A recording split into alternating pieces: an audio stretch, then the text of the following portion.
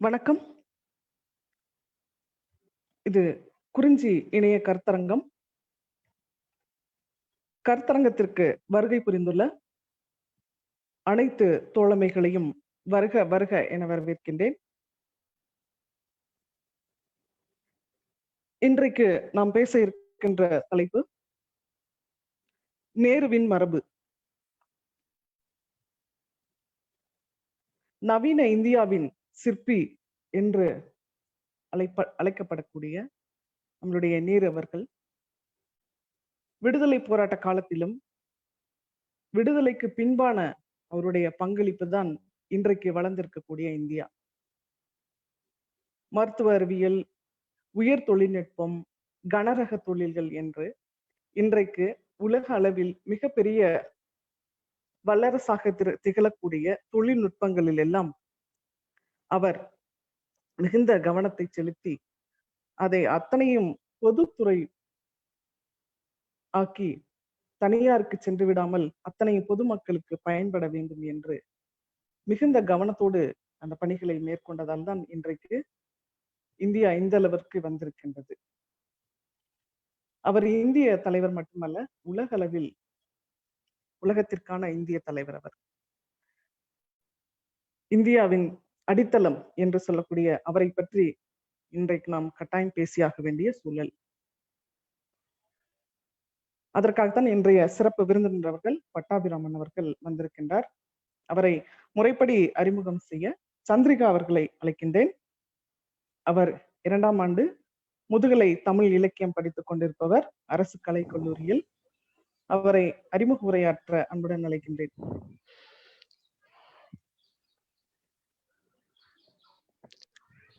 வணக்கம் சார். அனைவருக்கும் இனிய மாலை வணக்கம். குறிஞ்சி மகளிர் சிந்தனை களம் நிகழ்த்தி வரும் 71ஆம் தொடர் நிகழ்வில் இன்று தோழர் ஆர் பட்டாபிராமன் அவர்கள் சிறப்புரையாற்ற இருக்கின்றார். தோழர் பட்டாபி அவர்கள் தஞ்சாவூர்காரர். தனது மாணவ பருவம் வரை தஞ்சாவூரில் வசித்தார். பின்பு 1970 முதல் திருவாரூரில் தொலைத்தொடர்பு BSNL ஆபரேட்டராக பணிபுரிந்தார். பணி முதிர்வுக்கு பின் சென்னை குரோம்பேட்டையில் வசிக்கிறார். இது தோழர் பட்டாபி அவர்களின் வாழ்விடங்கள் சார்ந்த அடையாளம். முதன்மையான அடையாளம் NFT-யின் முக்கியமான தலைவராக திகழ்ந்தார்.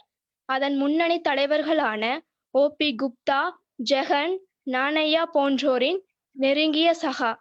திருவாரூர் பகுதியில் தொழிற்சங்க இயக்கங்களை ஒன்றுபடுத்தி 50க்கும் மேலான சங்கங்களின் ஒன்றுபட்ட மேடையான திருவாரூர் தொழிற்சங்க கூட்டமைப்பின் செயலாளராக 30 ஆண்டுகள் செயல்பட்டார்.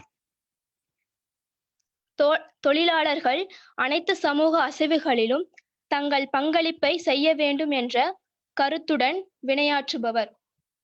தொழிற்சங்கம், அரசியல், தத்துவம், கலை, இலக்கியம் என விரிந்தது அவருடைய களம். தீவிரமான வாசகர், ஆழமான பேச்சாளர், தீர்க்கமான எழுத்தாளர், நேர்மையான சிந்தனையாளர், சோர்விலா செயல்பாட்டாளர் என்பது பட்டாபியின் அடையாளங்கள். பட்டாபி அவர்கள் எழுதிய சில நூல்கள்: நேருவின் மரபு, காந்தியை கண்டுணர்தல், நவீன சிந்தனையின் இந்திய பன்முகங்கள், பகவத்கீதை பன்முக குரல்கள், போராளிகளின் குரல், மார்க்சிய தடயங்கள் முதலியன என தொழிற்சங்க நிலையிலும் சமூகத்திற்கு அறிவை வழங்குகின்ற நூல்களை எழுதுகின்ற வகையிலும் சமூகத்தின் மிகச்சிறந்த அறிஞராக விளங்கி கொண்டிருக்கும் தோழர் பட்டாபிராமன் அவர்கள் இன்று சிறப்புரையாற்ற கிடைத்திருப்பது பெருமகிழ்ச்சி. நன்றி. மிக்க நன்றி சந்திரிகா. இப்போது நம்மளுடைய சிறப்பு விருந்தினர் தோழர் பட்டாபிராமன் அவர்களை சிறப்புரையாற்ற அன்புடன் அழைக்கின்றோம். வருக. வணக்கம். நம்முடைய குறிஞ்சி இணைய கருத்தரங்கத்திற்கு என்னை தோழர் வில்வம் அவர்களும் ரத்தன் அவர்களும் அறிமுகப்படுத்தி கொண்டு அழைத்தார்கள். இந்த அமைப்பினுடைய அத்தனை நண்பர்களுக்கு என்னுடைய நன்றியை தெரிவித்துக் கொள்கிறேன். சகோதரி தலைமை உரைகளே சில செய்திகளை சொன்னார்கள். வரவேற்புரை ஆற்றிய சகோதரி ரொம்ப ஜெனரஸா என்னை பற்றிய கருத்துக்களையும் சொன்னார்கள். எல்லோருக்கும் நன்றி. இந்த வாய்ப்புக்கும் நன்றி. இன்றைக்கு ஒரு இந்த நேருவின் மேன்மை என்ற இந்த கருத்தரங்கத்தை நடத்துவதற்கான துணிவு வந்தமைக்கே நான் ஒரு பாராட்டுகிறேன். சுற்றுலுமான இந்திய சூழல் கடும் கருத்து போராட்டங்களை பல வருடங்களாகவே சந்தித்துக் கொண்டிருக்கிறது. இன்றைக்கு அது தீவிரப்பட்டிருக்கிறது. காந்தியினுடைய கிராமராஜ்யம், வில்லேஜிசம் என்று சொல்லக்கூடிய ஒரு மிக முக்கியமான கருத்தாக்கமாக இருந்தாலும் சரி, நேருவினுடைய டெமோக்ராட்டிக் சோசியலிசம் என்று சொல்லக்கூடிய ஜனநாயக சோசியலிசம் என்ற கருத்தாக்கமாக இருந்தாலும் சரி, எம்என் ராயினுடைய நியூ ஹியூமனிசம் பியாண்ட் கம்யூனிசம் என்று சொல்லக்கூடிய கருத்தாக்கமாக இருந்தாலும் சரி, அல்லது இன்றைக்கு ஆட்சியில் இருக்கக்கூடிய பிஜேபி நண்பர்களுடைய எக்கனாமிக் பிலாசபி என்று சொல்லக்கூடிய அவருடைய தீனதயாள் உபாத்யாவினுடைய இன்டெகிரல் ஹியூமனிசம் என்பதாக இருந்தாலும் சரி, இதெல்லாம் இன்றைக்கு மிகப்பெரிய அளவிற்கு கருத்து போராட்டத்தை இந்தியாவில் நடத்தி கொண்டிருக்கிறது. இன்னும் அதிகமாக சொல்லப்போனால் அம்பேத்கரியம் என்று சொல்லக்கூடிய லிபரல் எக்கனாமிக் பிலாசபி என்பதும், தமிழகத்தில் எடுத்துக்கொண்டால் திராவிட தேசியம் அல்லது தமிழ் தேசியம் என்று சொல்லக்கூடிய கருத்தாக்கங்களும் கருத்து களத்திலே மிகப்பெரிய அளவிற்கு மோதலை, முடிந்தால் ஒருவருக்கொருவர் உதவியாக அல்லது எதிர்மறையாக நின்று மிகப்பெரிய கருத்து போராட்டத்தை நடத்தி கொண்ட வேளையில நேரு நீக்கம் என்பது தீவிரப்படுத்தப்பட்ட ஒரு அரசியல் சூழல்ல நேருவினுடைய மேன்மையை பத்தி நம்ம பேசுறோம். அதுக்கு தான் அந்த துணிச்சலுக்காக நான் பாராட்டுன்னு சொல்றோம். அடிப்படையிலேயே இன்றைக்கு ஒரு மே 17 பார்த்துருப்பீங்க நீங்க. மே 17 ஒரு அறிவிப்பை மரியாதைக்குரிய நிதியமைச்சர் வெளியிட்டாங்க. அந்த கரோனா காலத்திலே வெளியிட்டாங்க. இனிமே ஸ்ட்ராட்டஜிக் செக்டார் என்பதை தவிர எந்த பொறுத்திலும் இருக்க வேண்டிய அவசியம் இல்லை. இது நேருவினுடைய மிக முக்கியமான கருத்தாக்கத்தினுடைய நீக்கம். டி நேருசேஷன் ஒரு பர்டிகுலர் கான்செப்ட்ல டி நேருசேஷன் என்பது மே 17 அறிவிப்பா வந்திருக்கு. அது ஒரு பொதுத்துறையை தொடங்குதல் என்பதிலிருந்து பொதுத்துறையை முடித்தல் என்ற சுற்றுக்கு அந்த அறிவிப்பு வித்திடுகிறது. அடுத்து ஆகஸ்ட் 5 பார்த்தீங்கன்னு சொன்னா, பக்ரானங்கல் டேம் போன்ற அல்லது நங்கல் கெனால் போன்ற இனாகுரேஷன்ல போய் கலந்து கொண்ட நேருவினுடைய காலம், பொதுத்துறைகள் தான் கோயில்கள் சொல்லக்கூடிய நேருவினுடைய காலம். அதிலிருந்து இன்றைக்கு முற்றிலுமாக ஒரு பிரதம அமைச்சரே நேரடியாக ஒரு குறிப்பிட்ட பகுதிக்கு போய் அந்த கோயில் விழாவில், அடிக்கல் நாட்டு விழாவில், பூஜையில பங்கேற்க முடியும் என்ற மத சார்பின்மையுடைய ஒரு சுற்று, புதிய சுற்று இன்றைக்கு வந்திருக்கிறது. நேருவினுடைய மத சார்பின்மை, போலி மத சார்பின்மை, சுடோ செக்குலரிசம் என்று சொல்லப்பட்டு இன்றைக்கு மெஜாரிட்டேரியனிசம் என்று சொல்லக்கூடிய அதுதான் செக்குலருக்கு உகந்தது, அந்த செக்குலரிசம் நோக்கி நாங்கள் போக போறோம் என்பதற்குரிய ஒரு முறை வந்திருக்குது. ஆகவே நேருவினுடைய நீக்கம் என்பது, டி நேருசேஷன் என்பது தீவிரப்பட்டுள்ள காலத்துல நேருவை பற்றிய உரையாடல், நேருவை பற்றிய விவாதம், நேருவை பற்றிய கருத்துக்களை பற்றிய தெளிவான புரிதல் தேவைப்படுகின்ற ஒரு சூழல்ல நாம் இருக்கிறோம். அதுவும் இளைஞர்களுக்கு குறிப்பாக இன்றைக்கு பல்வேறு நெருக்கடிகள், குழப்பங்கள் இருக்கக்கூடிய நேரத்துல திரும்ப நேருவிடம் போதல், திரும்ப காந்தியிடம் போதல் என்பதெல்லாம் மிக மிக அவசியமாக இருப்பதாக எனக்கு படுகிறது. அந்த அடிப்படையில் தான் நானும் இதை ஒத்துக்கிட்டேன். அது சம்பந்தமா ஒரு புத்தகமும் எழுதப்பட்டிருக்கிறத நீங்க பார்க்கலாம். நிறைய புத்தகங்கள் இருக்கு. நானும் ஒரு புத்தகம் அதில் எழுதியிருக்கேன். நேரு எப்படிப்பட்ட, இன்னைக்கு உங்களுக்கு நல்லா தெரியும், இன்னைக்கு தாகூரோட மறைவு நாள். நேரு காந்திக்கு அடுத்தது தாகூர் தான் நேசிச்சார், ரொம்ப அதிகமா நேசிச்சார் இந்தியாவில். தாகூருடைய யூனிவர்சல் ஹியூமனிசம் என்பது நேருவுக்கு ரொம்ப அப்பீல் ஆனது. தாகூர் தான் சொன்னார், எங்க இயற்கை அழகும் எங்க மனித ஆற்றலும் ஒன்னா சிந்தசிஸ் ஆகுதோ, இணையுதோ, முரண்பாடு இல்லாம கலந்து போகுதோ, அங்கதான் மிகப்பெரிய ஆசிரமம் இருக்கு, அங்கதான் மிகப்பெரிய வழிபாட்டு தலைமை இருக்கு. வெளி கட்டடங்களோ பிரம்மாண்டங்களோ அப்படிப்பட்ட உணர்வுகளை கொடுத்து விடாது என்று பேசியவர் தாகூர்.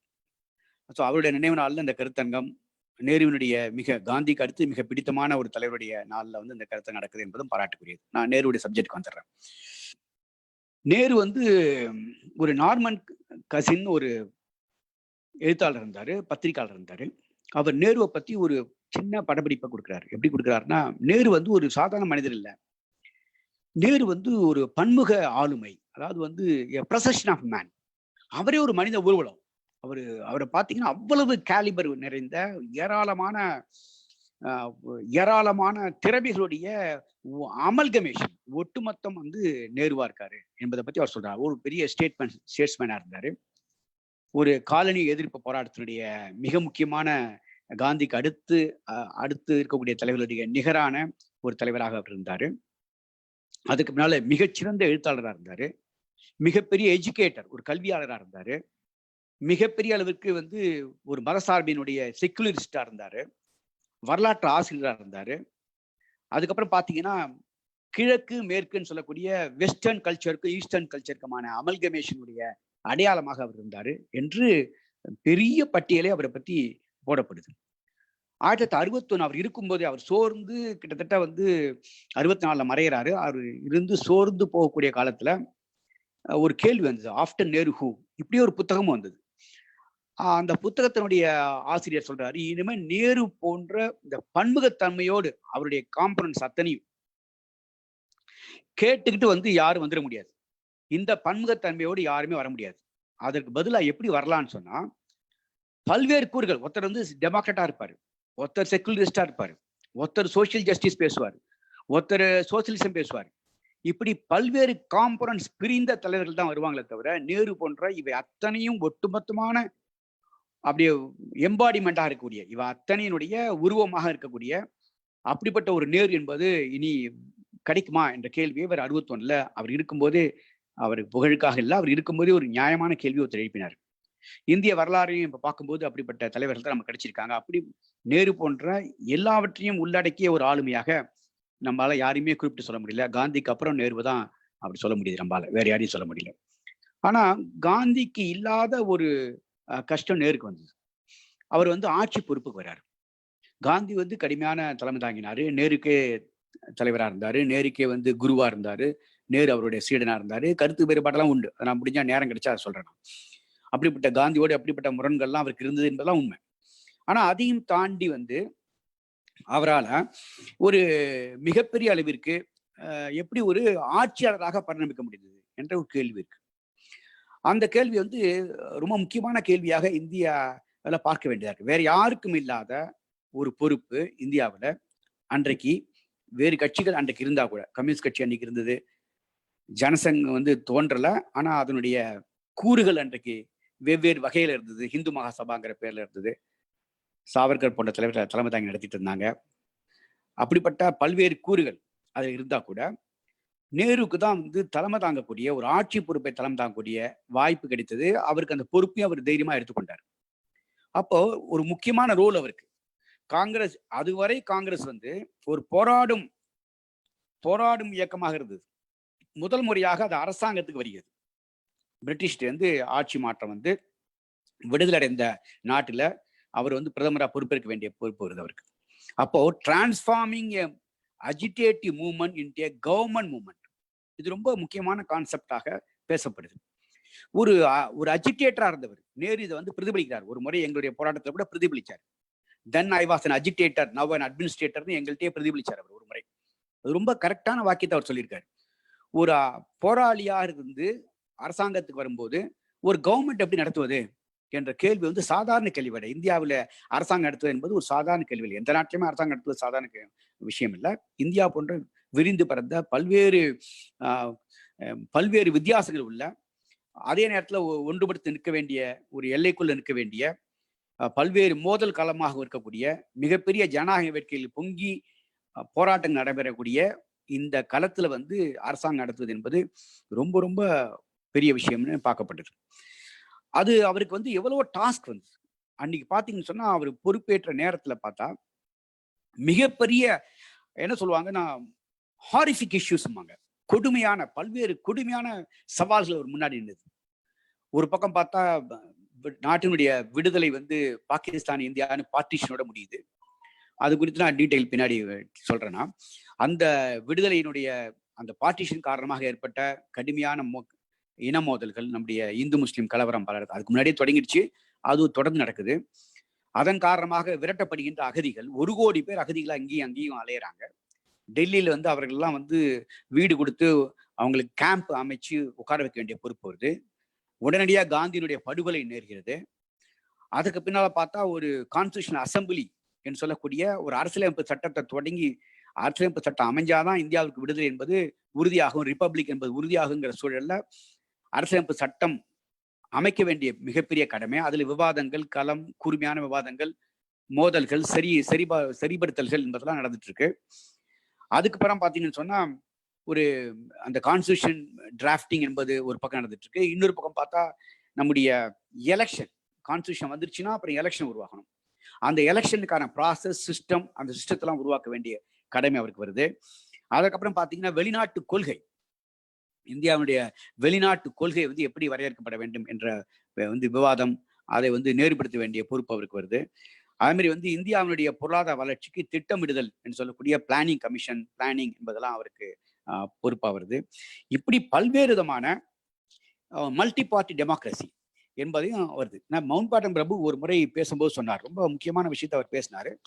அவர் தான் கடைசியா இருந்து நமக்கு ஆட்சி மாற்றத்தை கொடுத்துட்டு போன கவர்னர் ஜெனரல் அவரு. அந்த மவுண்ட் பேட்டன் பிரபு நேரு இறந்து போனதுக்கு பின்னால கேம்பிரிட்ஜில் அவர் நேரு படிச்ச ட்ரினிட்டி காலேஜ்ல ஒரு லெக்சருக்கு ஏற்பாடு பண்ணியிருந்தாங்க. அந்த லெக்சர்ல மவுண்ட் பேட்டன் பிரபு கூப்பிட்டுருந்தாங்க. மவுண்ட் பேட்டன் பிரபு பேசுறாரு. அதுக்கப்புறம் நேரு மெமோரியல் ட்ரஸ்ட் கூட அவர் ஃபார்ம் பண்ணாரு. அந்த மவுண்ட் பேட்டன் பிரபு பேசும்போது ஒரு முக்கியமான விஷயத்த அன்னைக்கு சொல்றாரு. என்ன சொல்றாருன்னா, ஒரு குறிப்பிட்ட காலத்துல இந்தியா விடுதலை அடையுது. எப்படிப்பட்ட சூழல்னா, அது ரஷ்ய புரட்சியினுடைய தாக்கம் கடுமையா உலகம் முழுக்க இருக்கு, இந்தியாவில் இருந்தது. அது மவுண்ட் பேட்டன் பிரபு சொல்றதை நான் சொல்றேன். அடுத்தது பாத்தீங்கன்னு சொன்னா சீனா புரட்சி கிட்டத்தட்ட நடைபெற்று மாவோ பொறுப்புக்கு வர சூழல் வந்துருச்சு. அது போல பாத்தீங்கன்னா நாசி கவர்மெண்ட் மிகப்பெரிய அளவிற்கு கடுமையான உலகப் போரை உருவாக்கி ஏராளமான ஜூஸை கொண்டு உலகப் போர்ல ஏராளமான மனித உயிர்களை பலி கொடுத்து நாசிகளுடைய முடிவு என்பது வந்த சூழல். இப்படி பல்வேறு விதமான வயலண்ட் டர்ன்ஸ் ஒவ்வொரு நாட்டிலும் இருக்கக்கூடிய சூழல்ல இந்தியாவில் இருக்கக்கூடிய காந்தி தலைமையில நேரு போன்றவர்கள்லாம் சேர்ந்து ஒரு டெமோக்ராட்டிக் ப்ராசஸ்ல இங்கேயும் போராட்டம் நடந்தது, இங்கேயும் கொஞ்சம் கொஞ்சம் துப்பாக்கி சுடுறது எல்லாம் நடந்தது. ஆனாலும்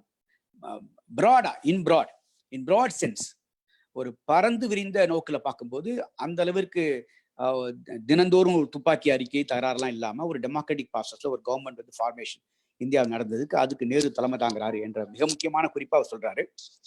மற்ற நாடுகள்ல இப்ப சீனாலேயோ ரஷ்யாவிலேயோ மல்டி பார்ட்டி டெமோக்ரஸி என்பது வர முடியல. அங்க உள்ள சூழல்ல சோசியலிஸ்ட் அரசாங்கமா இருந்தா கூட, ஆனா இந்தியாவில் மல்டி பார்ட்டி டெமோக்ரஸி என்பது இந்தியாவில் உருவாகுது. இப்படிப்பட்ட சூழல்ல அவர் பொறுப்பேற்கிறார். சரி, அவர் எதை அடிப்படையா வச்சுட்டு நேரு நகர்ந்தாரு என்று பார்த்தோம் சொன்னா, நேரு இந்தியாவுடைய எதிர்காலத்துக்கு ஒரு 5 அம்சங்களை மனசுல வச்சுக்கிட்டாரு.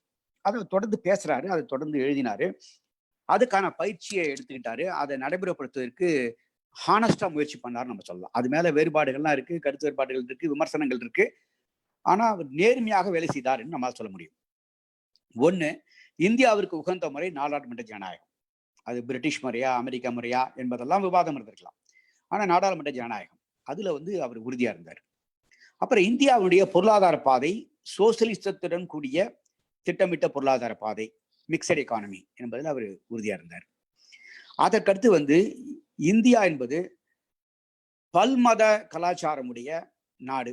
ஆகவே இங்க மத சகிப்புத்தன்மையும் மத சார்பின்மையும் கண்டிப்பாக அரசாங்கத்தால கடைபிடிக்கப்பட வேண்டிய அவசியம் இருக்கு என்பதை அவர் உணர்ந்தார்.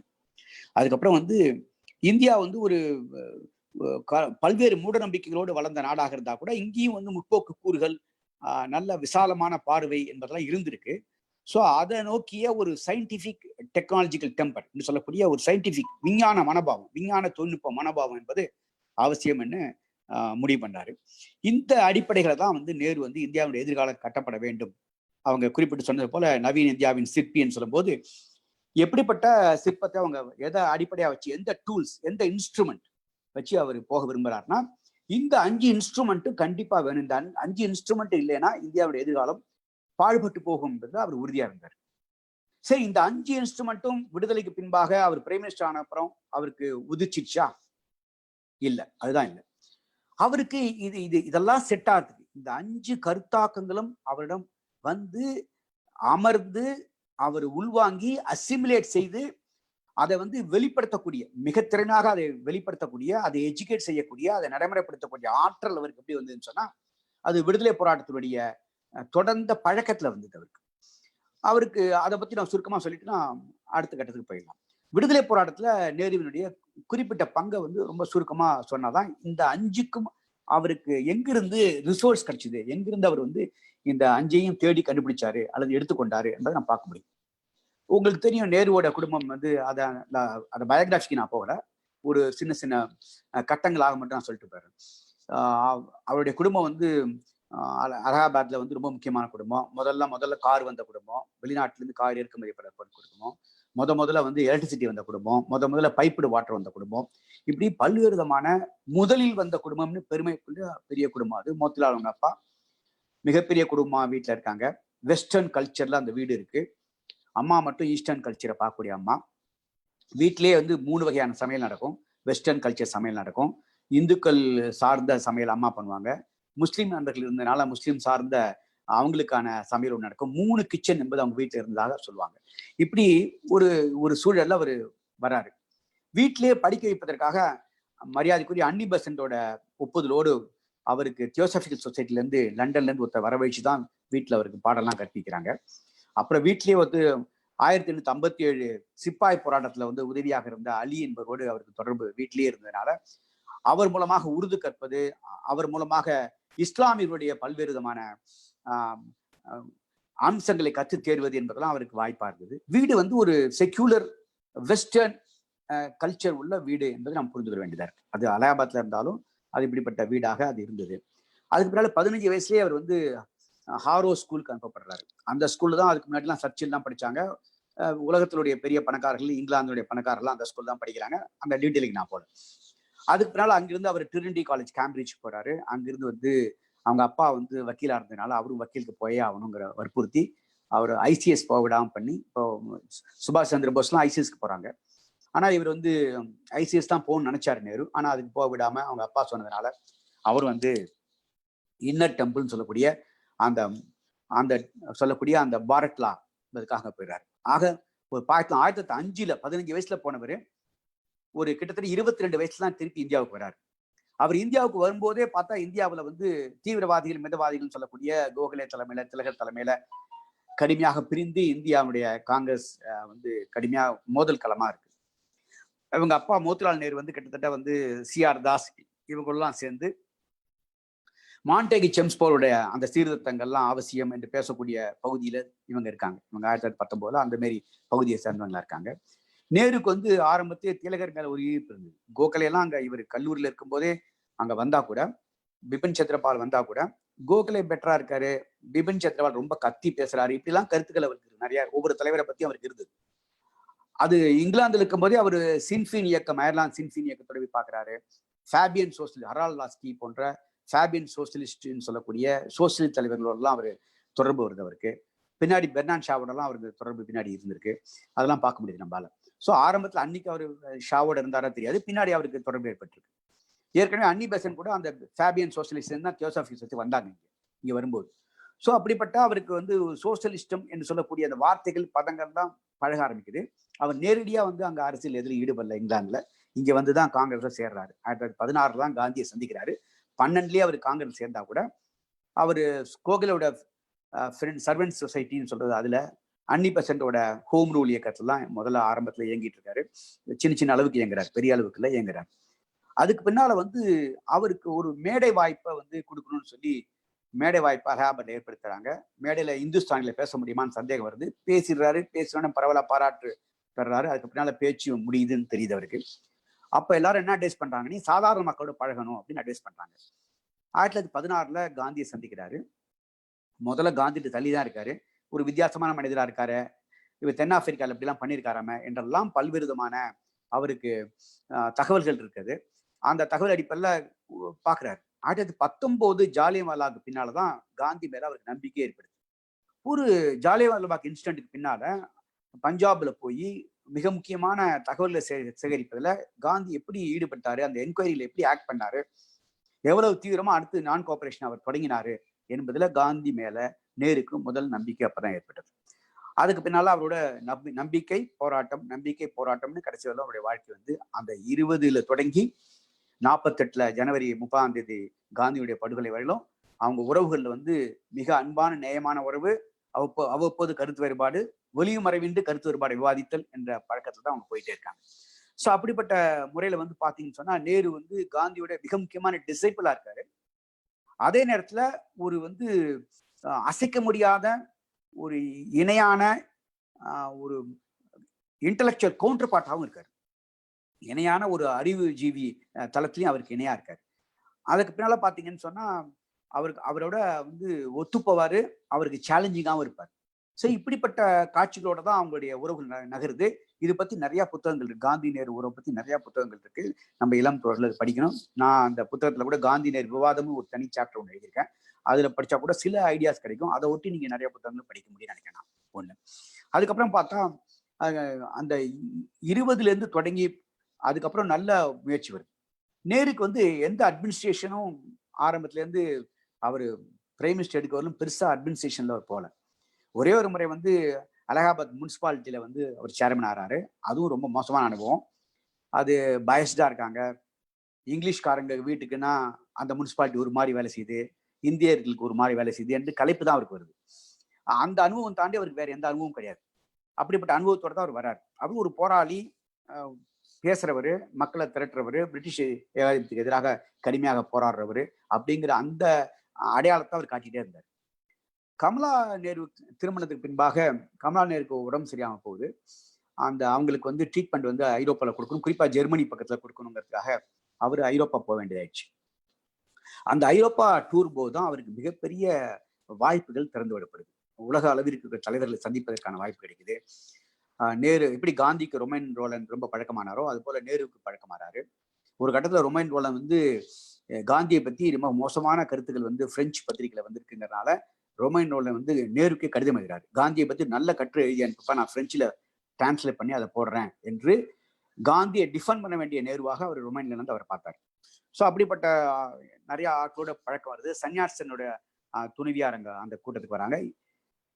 நம்முடைய அதாவது ஆன்டி இம்பீரியலிசம் லீக்னு சொல்லக்கூடிய அந்த லீக் ஒரு கான்ஃபரன்ஸ் வந்து பிரசல்ஸ் நடக்குது. அந்த கான்ஃபரன்ஸ்க்கு இவங்க எல்லாம் வராங்க. இவங்க எல்லாரோடையும் பழக்கம் வருது.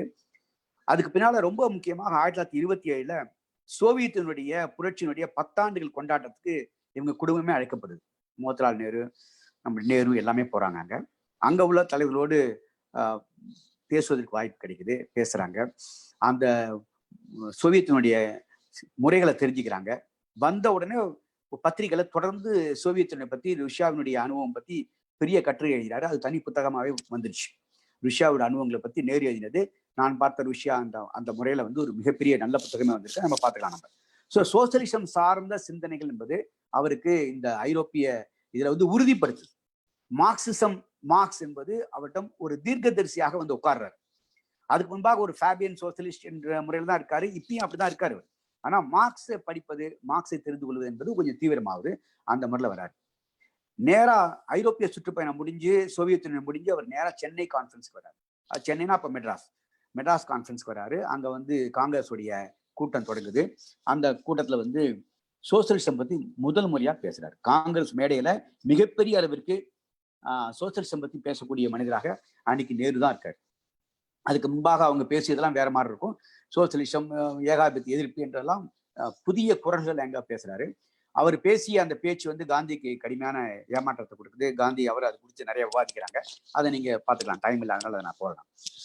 அதுக்கு பின்பாக பாத்தீங்கன்னு சொன்னா அடுத்தது வந்து 29லயே இப்படி ஒரு துடிப்பான இளைஞனை விட்டுறக்கூடாதுங்கிற முறையில மோத்திலால் வீட்டுக்கெல்லாம் போய் மோத்திலாலும் காந்தியும் இருந்து மோத்திலால் வந்து காங்கிரஸ் தலைவரா இருக்காரு. அடுத்த தலைவரா நம்ம நேருவையே மாத்திடலான்னு சொல்லி எல்லாரும் காந்தி தான் வரணுங்கிறாங்க. இல்ல இளைஞர் தான் வரணும்னு சொல்லி அவரோட காந்தியோட 20 வயது இளைஞராக இருக்கக்கூடிய நேரு வரட்டோம்னு சொல்லி நேருவை 1929 காங்கிரஸ் தலைவராக மாத்துறாங்க. 1928 ஏஐடிசி போன்ற இயக்கங்கள் நேருவை வந்து அகில இந்திய தலைவராக அவங்க ஏத்துக்கிறாங்க. ஸோ ஒரு சோசியலிசம் நாட்டுக்கு போயிட்டு வந்து ஐரோப்பிய டூருக்கு பின்பாக அவருக்கு ஒரு அவர் இடது மனோபாவம் கொண்டவர், இடது என்ற காங்கிரஸ்ல வந்து இடது பகுதியானவர் என்ற ஒரு முத்திரை, அவர் மார்க்சிஸ்ட் கம்யூனிஸ்ட் என்ற முத்திரை அவருக்கு வரல, ஒரு இடதுசாரி லெஃப்ட் என்ற முத்திரை அவருக்கு வருது. அது வந்து காந்தி நல்லா புரிஞ்சுக்கிறார். லெஃப்ட் சாயில தான் அவர் பேசுறாரு, லெஃப்டா தான் அவர் பேசிட்டு இருக்காரு என்ற காந்தி அதை புரிஞ்ச முயற்சி பண்றாரு. 29 அவர் வந்து தலைவராகிறாரு. உடனே அடுத்த ஆண்டிலேயே வந்து மிகப்பெரிய அளவுக்கு தண்டி யாத்திரைன்னு சொல்லக்கூடிய மிகப்பெரிய போராட்டத்தை காந்தி அறிவிக்க வேண்டியதாக. அந்த போராட்டத்துல நேரு மிக முக்கியமான பங்களிப்பாக அளிக்கிறாரு. அவரும் கைது செய்யப்படுறாரு, காந்தியும் கைது செய்யப்படுறாரு. நேரு அதுக்கு முன்பாகவே கைதெல்லாம் ஆயிட்டார். வேல்ஸ் இளவரசர் வருவதை எதிர்த்து கடுமையான போராட்டம் நடத்தி அதுக்கே கைதாயிட்டார். ஸோ அதுக்கப்புறம் சீக்கியர்கள் போராட்டத்துல கைதாயிடுறாரு. இது தொடர்ந்த கைது, அவருக்கு பழக்கமாயிடுச்சு. அப்பயே சிறைச்சாலை என்பது நேருவுக்கு பழக்கமாயிடுச்சு.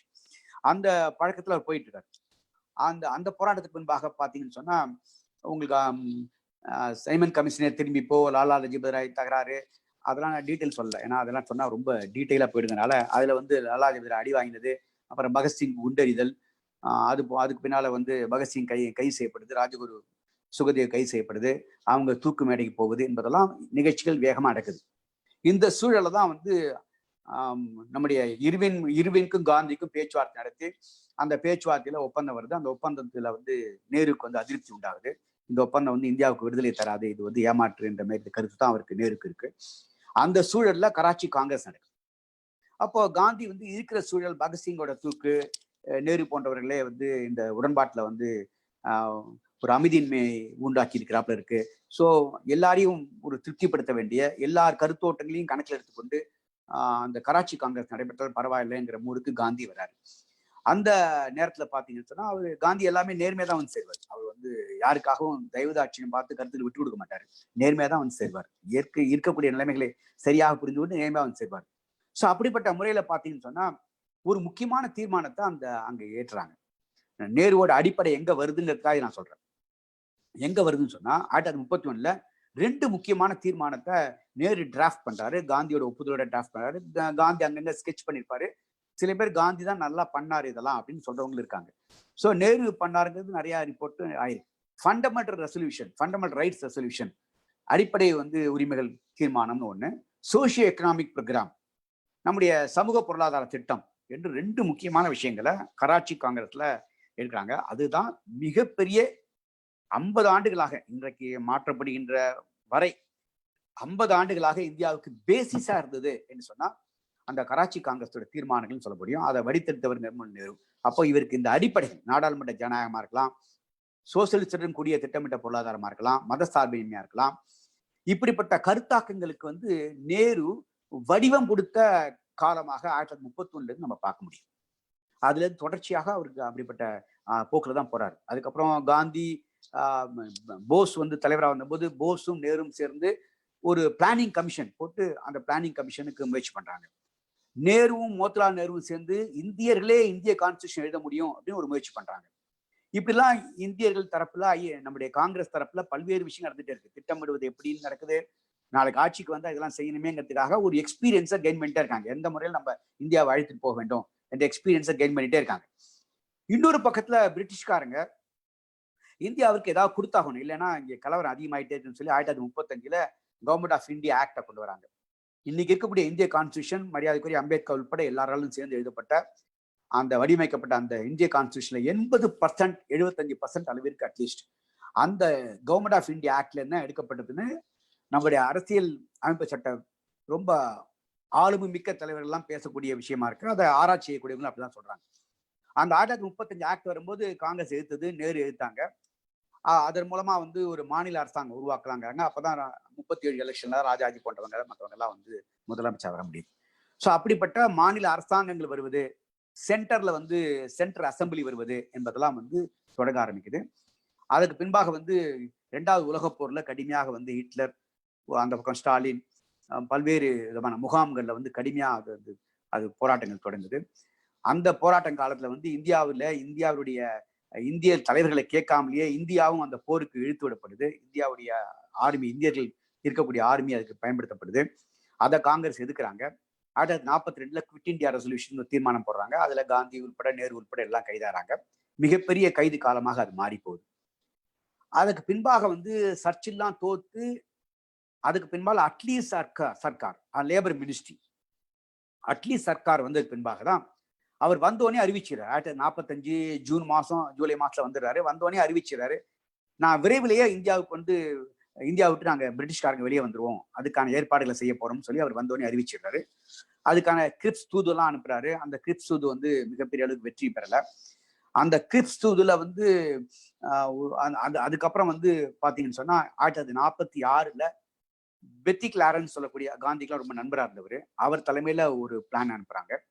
அந்த பிளான் வந்து அப்ப பிரிவினை என்பது நோக்கி முஸ்லீம்கள் எல்லாம் போயிட்டாங்க. ஜின்னா தலைமையில இந்தியா பாகிஸ்தான் என்பது எங்களுக்கு வேணும்னு சொல்லி ரொம்ப தீவிரமான போராட்டம் நடத்த ஆரம்பிச்சிட்டாங்க. அந்த நேரத்துல பெத்தி கிளாரன்ஸ் என்பவரோட அடிப்படையில வந்து அவர் ஒரு பிளானை வைக்கிறார். என்ன வைக்கிறாருன்னா, ஒன்றுபட்ட இந்தியா, ஒரு சென்ட்ரல் மினிஸ்ட்ரி இருக்கும், அதுக்கப்புறம் வந்து மாநில அரசாங்கங்கள் இருக்கும், இடையில வந்து பல்வேறு மாநில குரூப்பா இருக்கலாம். உதாரணமா இன்னைக்குள்ள பாகிஸ்தான் அப்படியே ஒரு குரூப் ப்ராவின்ஸா இருக்கலாம் என்று அதுக்கு ஒரு தனியான பவர், அதுக்கான அடையாளங்கள்லாம் இருக்கும் என்று சொல்லக்கூடிய முறையில வைக்கிறாரு.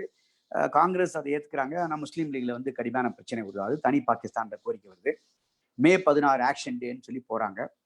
அது மிகப்பெரிய அளவிற்கு கலவரத்தை உருவாக்குது. அதுக்கப்புறம் தான் காந்தி நவுகாலி போறாரு, கல்கத்தால கலவரம் உண்டாகுது, ஏறத்தாழ 5000 பேருக்கு மேல செத்து போறாங்க. இதெல்லாம் அங்க நடக்குது. விடுதலை காலத்துல கூட, விடுதலை அடைந்த அந்த டேட்ல கூட காந்தி வர முடியல, அவர் கல்கத்தா பகுதியில அங்கேயே தான் இருக்காரு. இது ஒரு வரலாறு.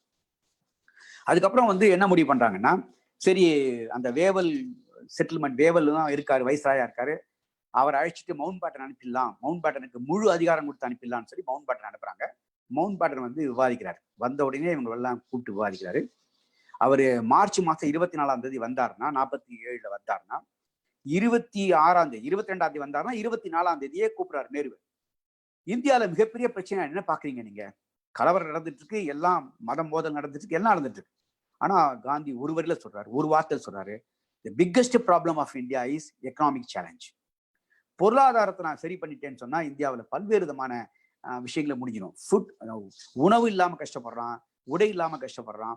இந்த அடிப்படை தேவைகளை நான் பூர்த்தி பண்ணிட்டேன்னா, எக்கனாமிக் சேலஞ்சை நான் மீட் பண்ணிட்டேன்னா இந்தியாவை மீட்ட முடியும்னு நினைக்கிறேன்னு சொல்லிட்டு ஒரு வரி சொல்லிட்டு ஒரு வெளியே வராரு. அதுக்கு பின்னால மவுண்ட் பேட்டன் பிளான் சொல்லக்கூடிய அந்த ஜூன் 3ஆம் தேதி ஒரு திட்டம் அறிவிக்கப்படுது. அதுலதான் பாகிஸ்தான் தனி பகுதி, இந்தியா தனி பகுதி, அதுக்கான வரைபடங்கள் தயாரிப்பதற்கு அதுக்கான ஏற்பாடு, அதுக்கான வேலைகளை செய்வதற்கான ஸ்டாஃப் என்பதெல்லாம் அது வரையறுக்கப்படுது. அவரு பகிரங்கமா அறிவிக்கிறாரு.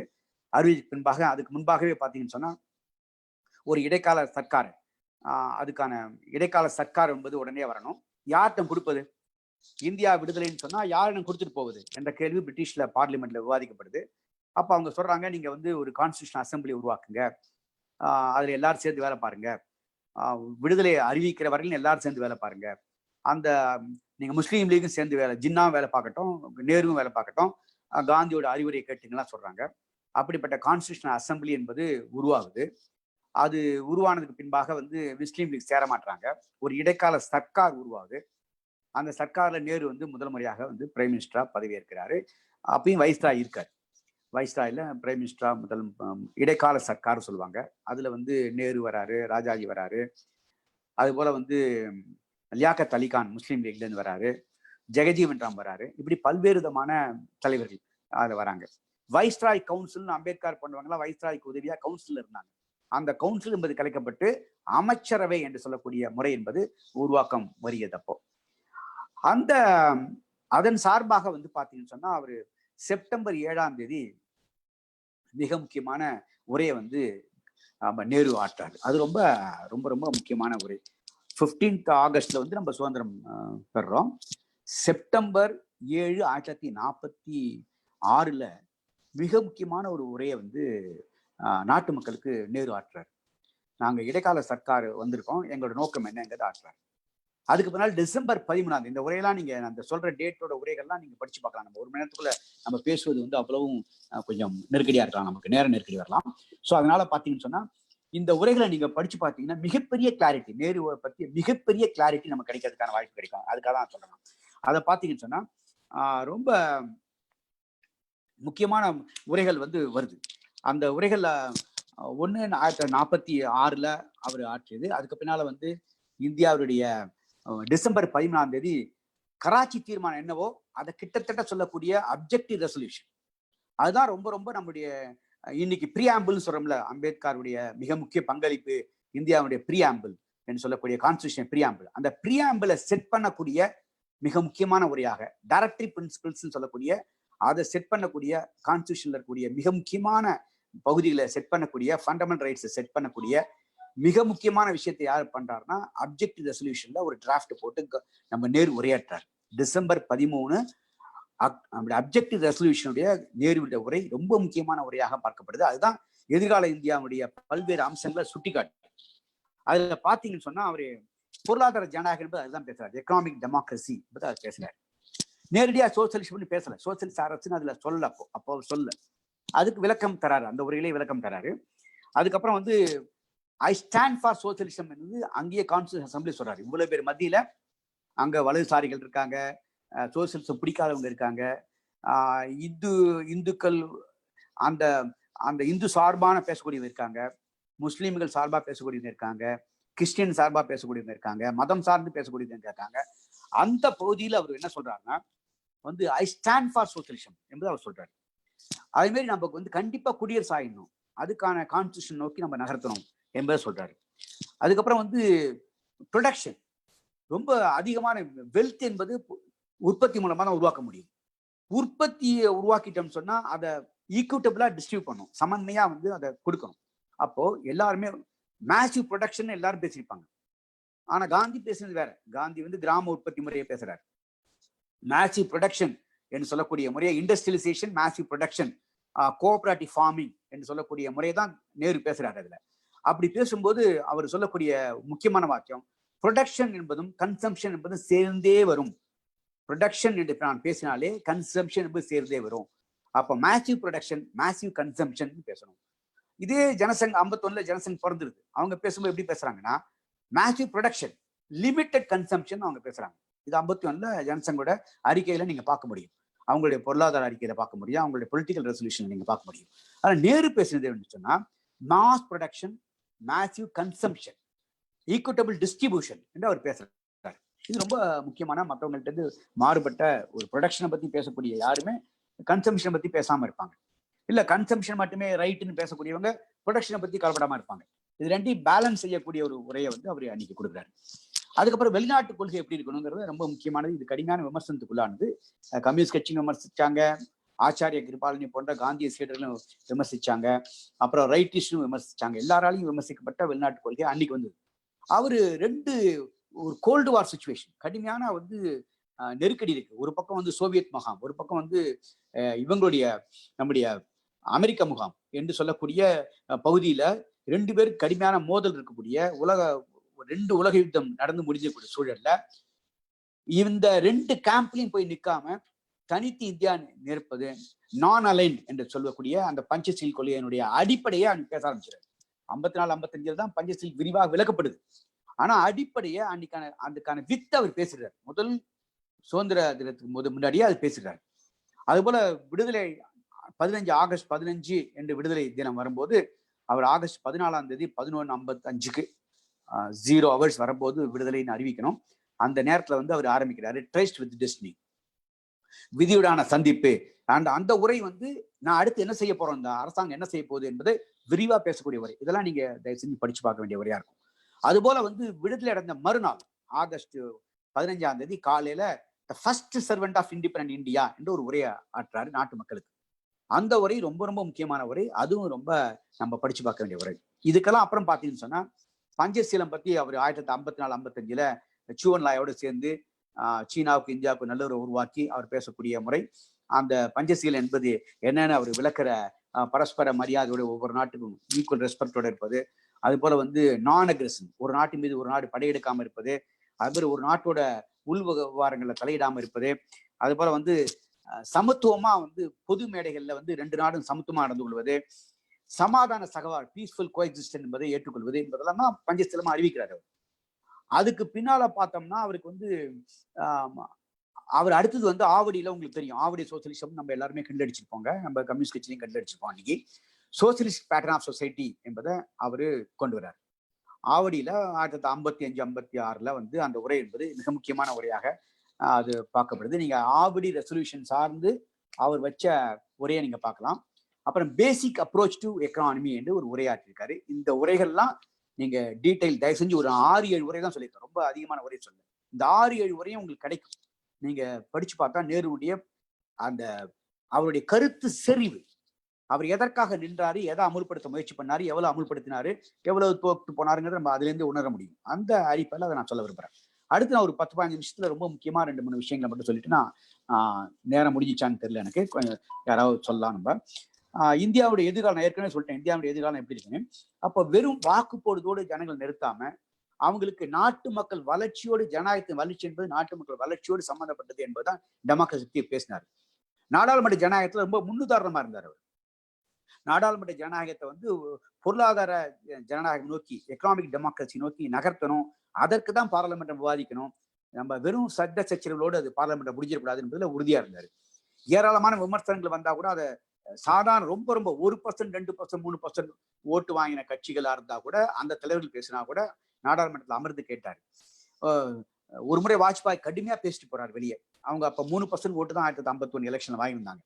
அப்போ வெளியே போகும்போது நாடாளுமன்ற வளாகத்திலேயே அவருக்கு முதுகுல தட்டி கொடுத்து, ரொம்ப அருமையா பேசினப்பா, இன்னைக்கு நல்ல விமர்சனம், ஹார்ட்டா பேசின என்று அப்படியே புலகாங்கிதம் அடைஞ்சு அவர் தட்டி கொடுத்து போறாரு. ஒரு நல்ல எதிர்காலம் இருக்கு அப்படின்னு சொல்லிட்டு போறாரு. அது போல வந்து ஒரு முறை பாத்தீங்கன்னு சொன்னா சபாநாயகர் வந்து ரொம்ப நெருக்கடியான நேரமா இருக்கு, நான் உங்களை பார்க்க வரட்டுமான்னு கேட்கிறாரு நாடாளுமன்ற அவையிலேயே. சபாநாயகர் தான் நாடாளுமன்றத்தை மிகப்பெரிய அதிகாரம் எடுத்தவர், பிரைம் மினிஸ்டர் கூட கிடையாது, நான் தான் உங்களை வந்து பார்க்கணும்னு சொல்லி அவர் பார்த்து முன்னுதாரணத்தை ஏற்படுத்துறாரு. துணை அமைச்சர்கள்லாம் கேட்கறாங்க, எங்களுக்கு வந்து கேபினெட் குறிப்பெல்லாம் வருது கிடையாதுங்க அப்படின்னு கேட்கறாங்க. அப்போ வந்து எங்களுக்கு எப்படி நாங்க வெளியே பத்திரிகையாளர் கேட்கும் போதே நாங்க எப்படி பதில் சொல்வதுன்னு கேட்கறாங்க. அமைச்சர்களுக்கு கொடுத்தா போதும், துணை அமைச்சர்களுக்கு குறிப்பு கொடுத்தா அது ரகசியம், ஏதாவது உடனே வெளியேப்பட போது, முடிவெடுப்பதற்கு முன்பாக போயிடக்கூடாதுங்கிற கவலையில அப்ப கொடுக்காம அதிகாரிகள் இருந்தாங்க. உடனே அதிகாரிகளுக்கு உத்தரவு போட்டு அமைச்சர்கள் பேர்ல, அது துணை அமைச்சரா கேபினெட் அமைச்சரெல்லாம் பார்க்காம யார் இருந்தாலும் எல்லா குறிப்பையும் கொடுக்கணும். ரகசியம் என்பது பார்லிமெண்ட் ஜனநாயகத்தில் இருக்க முடியாது. நோ சீக்ரெசி இன் பார்லிமெண்ட் டெமோக்ரஸி என்பதை அதிகாரிகளுக்கு அவர் உணர்த்தினாரு, எடுத்துரைத்தார். ரொம்ப ரொம்ப முக்கியமான விஷயம். இன்னைக்கு எல்லாமே ரொம்ப சீக்கிரட்டா நடந்திருக்கக்கூடிய காலத்துல நம்ம இருக்கும். அதனாலதான் இந்த மேன்மையை நான் சொல்ல வேண்டியதா இருக்கு. அதுக்கப்புறம் வந்து அவரு ஒரு முறை அவரு வந்து ராஜ்யசபால வந்து டாக்டர் ராதாகிருஷ்ணன் உட்கார்ந்துருக்காரு. அவரோட க்ளோஸ் ஃப்ரெண்ட் அவரு. ராதாகிருஷ்ணனுக்கு முக்கியமான பங்களிப்பு இருக்கு. ஸ்டாலின் இருந்தவர்னு பாத்தீங்கன்னா சீனால வந்து விஜயலட்சுமி பண்டிட் தான் முதல்ல அங்க போறாங்க, அம்பாசிடர் போறாங்க. விஜயலட்சுமி பண்டிட்டை வந்து ஸ்டாலின் சந்திக்க கூட மறுத்துட்டாரு. ஒரு முறை கூட சந்திக்க அவர் ஒத்துக்கல. ஆனா ராதாகிருஷ்ணன் போனதுக்கு அப்புறம் தான் வந்து சந்திப்புகள் நடக்க ஆரம்பிச்சது. அவர் கிட்டத்தட்ட ஒரு ஸ்டாலினோட முதுகுல தட்டி கொடுக்குற அளவிற்கு நெருக்கமா அவர் போனாரு. ராதாகிருஷ்ணன் வந்து சோவியத்தோட நல்லுறவு உருவாக்குவதில் கொஞ்சம் அடிப்படைகளை உருவாக்கி தந்தாரு என்று நம்ம சொல்ல முடியும். ஸோ அந்த முறையில ராதாகிருஷ்ணனும் நேருவும் வந்து இன்டலெக்சுவலி வந்து கொலாபரேட்டிவ்னு சொல்ல முடியும். அந்த அடிப்படையில வந்து ராதாகிருஷ்ணன் வைஸ் பிரசிடண்டா இருக்கும்போது அவையினுடைய முன்னவராகவும் இருக்காரு. நேரு பக்கத்துல போய் பேசுறாரு, ஒரு அமைச்சரோட ஒரு குறிப்பு கொடுத்து பேச போறாரு. அவரே எது போய் அமைச்சர் சொல்றாரு, அமைச்சரை வான்னு கூப்பிடாம அவர் போய் சொல்றாரு.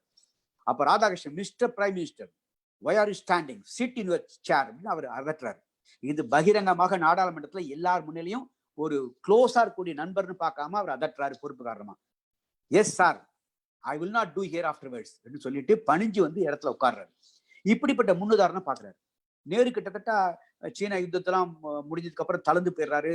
கிட்டத்தட்ட உட்கார்ந்துதான் பேசணும், நிற்கவே முடியாதுங்கிற ஸ்டேஜ் கூட நாடாளுமன்றத்துல வருது. ஆனா நாடாளுமன்றத்துல எல்லா கேள்விகளுக்கும் அவர் கொடுக்கக்கூடிய ஸ்டேட்மெண்ட்டுக்கும் நின்றுதான் பேசுவேன்னு, முடியுதோ முடியலையோ நின்னே பேசினார். இப்படிப்பட்ட பல்வேறு விதமான நாடாளுமன்ற முன் உதாரணங்களை அவரு இன்னைக்கு பார்த்தா போய் ஒரு எதிர்கட்சி தலைவர் வந்து பிரதம போய் கட்டி பிடிச்சா அது கேவலமா பார்க்கப்படுது, பேசப்படுது. இப்படிப்பட்ட சூழல்ல மிகப்பெரிய நாடாளுமன்றம், நான் சொல்றதுக்கு நேரம் இல்லாதனால பல விஷயங்களை சொல்றேன், ரொம்ப முக்கியமான ஒன்னாட்டு விஷயங்கள் மட்டும் சொல்லிட்டு போறேன். அப்படிப்பட்ட விஷயங்களை அவர் இது பண்ணிட்டு போனார். ஒன்னொரு அதிகமா சொன்னார், ஏங்க எல்லாத்துலயும் டிலே ஆகுது, நம்ம முடிவெடுக்கிறதுல டிலே ஆகுது, அமுல்படுத்தல டிலே ஆகுதுங்கிறதுக்கு அவர் பதில் சொன்னார். ஒரு முறை எதேச்ச அதிகாரிகளுக்கும் சரிவாதிகளுக்கும் தாம் தும்னு முடிவெடுத்துடலாம், காலையில முடிவெடுத்து மதியானம் அமல்படுத்திடலாம் எதையுமே. ஆனா நாடாளுமன்ற ஜனநாயகத்துல அப்படி நடக்க முடியாது. எல்லாமே நிதான கதியில் தான் போயாகணும். ஒவ்வொன்றுக்கும் ஒரு ப்ராசஸ் இருக்கும், அந்த ப்ராசஸ் கடந்து தான் அது போயாகணும். ஆனா வந்து இங்க வந்து வேறுடன் அப்படியே பிடுங்குதல்ங்கிற மாற்றம்லாம் கொண்டு வர முடியாது. இங்க ப்ராசஸ் மூலமா தான் கொண்டு வர முடியும். அந்த ப்ராசஸ்ல ஜனங்கள் இன்வால்வ் ஆவாங்க, அதிகாரிகள் இன்வால்வ் ஆவாங்க, அமைச்சர் இன்வால்வ் ஆவாங்க, மக்களுடைய பிரதிநிதிகள் இன்வால்வ் ஆவாங்க. இப்படி கொண்டு போக வேண்டிய அவசியம் இருக்கு என்று அவர் சொல்லிட்டு போனாரு. உங்களுக்கு முதல் தேர்தல் வந்து இந்தியாவிலே பிரமிப்பு ஊட்டக்கூடிய தேர்தலாக இருந்தது. 1951 முதல் தேர்தல் வந்து உலகமே பாக்குது. விடுதலை அடைந்து 3 வருஷத்துல தேர்தல் வருது. குடியரசு ஆகிட்டோம் நம்ம ஜனவரி 26. 51 தேர்தலுக்கு இவங்க இந்த எந்திரம் தேர்தலுக்கு தயாரா இருக்கா, உலகமே உலக பத்திரிகைலாம் வந்து கிடக்காங்க. இங்க பாத்தீங்கன்னா 17.5 கோடி வாக்காளர்கள் வாக்களிக்கிறோம்.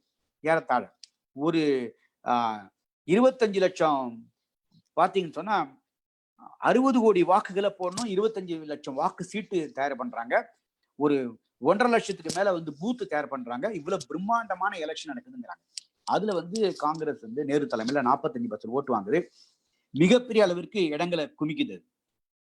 அதுல வந்து சோசியலிஸ்ட்ல வந்து 10% வராங்க, கம்யூனிஸ்ட்ல வந்து 4.5% வராங்க, ஜனசங்கம் வந்து 3% வருது. இப்படிப்பட்ட தொடர்ந்து 52 தேர்தலையும் சரி, 57 தேர்தலையும் சரி, 62 தேர்தலையும் சரி மிகப்பெரிய வெற்றி அவர் கொடுக்கிறார். 489 இடங்கள், 371 இடம், 361 இடம் என்று நேருவினுடைய அசராத சுற்றுப்பயணம். அவர் 5 மணி நேரம் கூட அந்த நேரத்தில் தூங்கி இருக்க மாட்டான்னு சொல்றாங்க. அவர் லட்சக்கணக்கான மைல்கள் பயணித்தாரு, கோடிக்கணக்கான ஜனங்களை சந்திச்சாரு என்பதெல்லாம் கூட பாத்தீங்கன்னு சொன்னா அது அது கிட்டத்தட்ட அந்த ஏராளமான தகவல் வருது. அதுக்கப்புறம் பாத்தீங்கன்னு சொன்னா அவருக்கு அவர் மேல விமர்சனமே வரலையா? கண்டிப்பா விமர்சனம் வந்து அந்த விமர்சனம் மட்டும் நான் கடைசியா 4 பேர்ல சொல்லிடுறேன். அடுத்து அவருடைய ஏற்கனவே சொன்னது போல சோசியலிஸ்டுக்கான திட்டமிடுதல் என்பதுல வந்து அவர் சோவியத் யூனியனை பார்த்தார். சோவியத் யூனியனுக்கு போயிட்டு வந்தாரு. சோவியத் யூனியன்ல பயங்கரமா பேசினார். உங்க நாட்டுல திட்டமிடுறது எங்க நாட்டுல திட்டமிடுறது கொஞ்சம் சில வித்தியாசங்கள் இருக்கலாம். சில அடிப்படைகளை மட்டும் நாங்க எடுத்துக்கிறோம். கண்டிப்பாக அந்த அடிப்படையில வந்து கண்டிப்பா எடுத்துக்கிறோம். சோவியத் யூனியன்ல திட்டமிடுதலுக்கு பேரு பெட்டிலெட் காஸ்ட்னு சொல்லுவாங்க. அவங்க நாட்டுல வந்து ஸ்டாலின் காலத்துல பெட்டிலெட் காஸ்ட்னா 5 ஆண்டு திட்டம்னு அங்க பேரு. அதை வந்து 5 வருஷ பாலிகான்னு சொல்லக்கூடிய முறையில வந்து இந்தியாவில் வந்து நேரு கொண்டு வந்தாரு. அதை நம்ம தமிழ்ல வந்து 5 ஆண்டு திட்டம்னு சொல்றோம். அந்த திட்ட அடிப்படையில பிளான் ஒய்ஸ்லி என்றது காந்தி முழக்கம் கொடுத்தாரு. Plan wisely, plan for production, planning for distribution என்று சொல்லக்கூடிய முழக்கத்தோடு முதல் 5 ஆண்டு திட்டம், 2ஆம் திட்டம், 3ஆம் திட்டம் எல்லாம் அவர் இருந்தாரு. அதுக்கப்புறம் 12 5ஆண்டு திட்டம் வந்து இன்னைக்கு வந்து 5ஆண்டு திட்டத்துக்கான பிளானிங் கமிஷனே கலைக்கப்பட்டு நீதி ஆயோக் என்பது இன்னைக்கு வந்துருச்சு. அப்ப அதுல ஒரு டி நேருவைசேஷனே இந்த வந்திருக்கக்கூடிய இந்த அரசாங்கம் பண்ணிட்டாங்க. பிளானிங் கமிஷன் என்பது டி நேருவைசேஷன் ஆயிடுச்சு. பொதுத்துறை டி நேருவைசேஷன் ஆயிட்டு இருக்கு. அதுக்கப்புறம் பாத்தீங்கன்னா செக்குலரிசம் டி நேருவைசேஷன் ஆயிட்டு இருக்கு. இப்படிப்பட்ட நிலத்தில் குறிப்பா வந்து நம்முடைய சோசியலிசம் குறித்து அவருக்கு இருந்த கருத்துக்களை வந்து யூனியன்லாம் விமர்சிச்சிருக்காங்க. சோவியத்துடைய தலைவர் விமர்சிச்சிருக்காங்க. இந்திய கம்யூனிஸ்ட் கட்சி கடுமையா விமர்சிச்சிருக்கு. அவர் ஒரு மார்க்சிஸ்டே இல்ல, அவர் ஒரு பூர்ஷ்வா ஏஜென்ட் கூட. 48ல பிடிஆருடைய பொலிட்டிக்கல் தீசிஸ் அப்படிதான் பேசுது. இந்திய கம்யூனிஸ்ட் கட்சியோட பொலிட்டிக்கல் தீசிஸ் அன்னைக்கு அப்படிதான் பேசுச்சு. அதுக்கப்புறம் டாங்கே பின்னாடி வந்து பல்வேறு விஷயங்கள் மாறுதுன்னு வச்சுங்களேன். அவருடைய விஷயத்தை வந்து பொதுவா உலகம் எப்படி பார்த்துக்குன்னா டெமோக்ராட்டிக் சோசியலிஸ்ட் ஒரு கலெக்டிவிசம் என்று சொல்லக்கூடிய முறையில தான் அவரை பார்க்குறாங்க. அதாவது வந்து மிக்சட் எக்கானமி இருக்கும், முதலாளிகளும் தொழில் தொடங்க முடியும், பெரிய கேந்திரமான கீ இண்டஸ்ட்ரீஸ் வந்து பொதுத்துறையில இருக்கும். அப்படிப்பட்ட முறையில வந்து இன்னைக்கு நிலைமைகள் இருக்கும் என்று சொல்றாங்க. தொடர் முடிக்கணுமா? டைம் ஆயிடுச்சா? இல்ல, நீங்க பேசலாம். நீங்க பேசுங்க. கொஞ்சம் பேசு, கொஞ்சம் சொல்லுங்க. அது கலெக்டிவிசம் சொல்லக்கூடிய முறையில தான் அது பண்றாங்க. நல்ல உற்பத்தி, வெல்த் கிரியேஷன். வெல்த்னா வந்து அவர் அசெட் சொல்ல, குட்ஸ் அண்ட் குட் சர்வீசஸ். அது நம்முடைய தேவையான வந்து அடிப்படை தேவையான உணவு பண்டங்கள் அல்லது வந்து நல்ல சேவைகள், டெலிகாம் சேவை, வங்கி சேவை, எல்ஐசி சேவை, சேவைகள், இப்படிப்பட்ட அதுதான் வெல்த்னு அவர் சொல்றாரு. நம்ம சொல்றது மாதிரி வீடு வாங்குறது, மனம் வாங்குறதுலாம் வெல்த்னு சொல்லலாம். அவர் சொல்றக்கூடிய வெல்த் என்பது நல்ல குட் ப்ரொடக்ஷன், நல்ல வெல்த், அதுக்கப்புறம் வந்து வாழ்க்கை தரம் உயர்தல். இதுக்குள்ள வந்து ஒரு ஒரு பேலன்ஸ் கொண்டு வந்துட்டோம்னா இந்தியாவை வந்து நல்லா கொண்டு போக முடியும். இதை டெமோக்ராட்டிக் பாசத்தெல்லாம் பண்ண முடியும். இதை வன்முறை சார்ந்து பண்ண முடியாது. அல்லது வந்து சோவியத் யூனியன் போல ஒரு கட்சி ஆட்சி முறையில் பண்ண முடியாது. இங்க வந்து ஜனநாயக தன்மையோடு தான் பண்ண முடியும். இங்க தேர்தல் மூலமா தான் பண்ண முடியும். இப்படிப்பட்ட மல்டி டெமோக்ரஸியில தான் இங்க பண்ண முடியும் என்று நாங்கள் சோவியத் யூனியன் எங்கே வேறுபடுகிறோம் என்பதையும் அவர் சோவியத் யூனியன் சுட்டி காட்டினாரு. இங்கேயும் அதை எழுதுறாரு. 1956 பேசிக் டாக்குமெண்ட்லயும் அதை பேசிக் அப்ரோச் டாக்குமெண்ட் அதை விளக்குறாரு. அவர் இவர் வந்து கலெக்டிவிசம் சொல்லப்படுது. இங்க வந்து எல்லாருக்கும் வெல்ஃபேர் ஸ்டேட்னு அறிவிப்பாங்க. விவசாயிக்கும் வெல்ஃபேர்னு சொல்லுவாங்க, தொழிலாளருக்கும் தொழிலாளர் சட்டங்களை கொண்டு வந்து வெல்ஃபேர்பாங்க.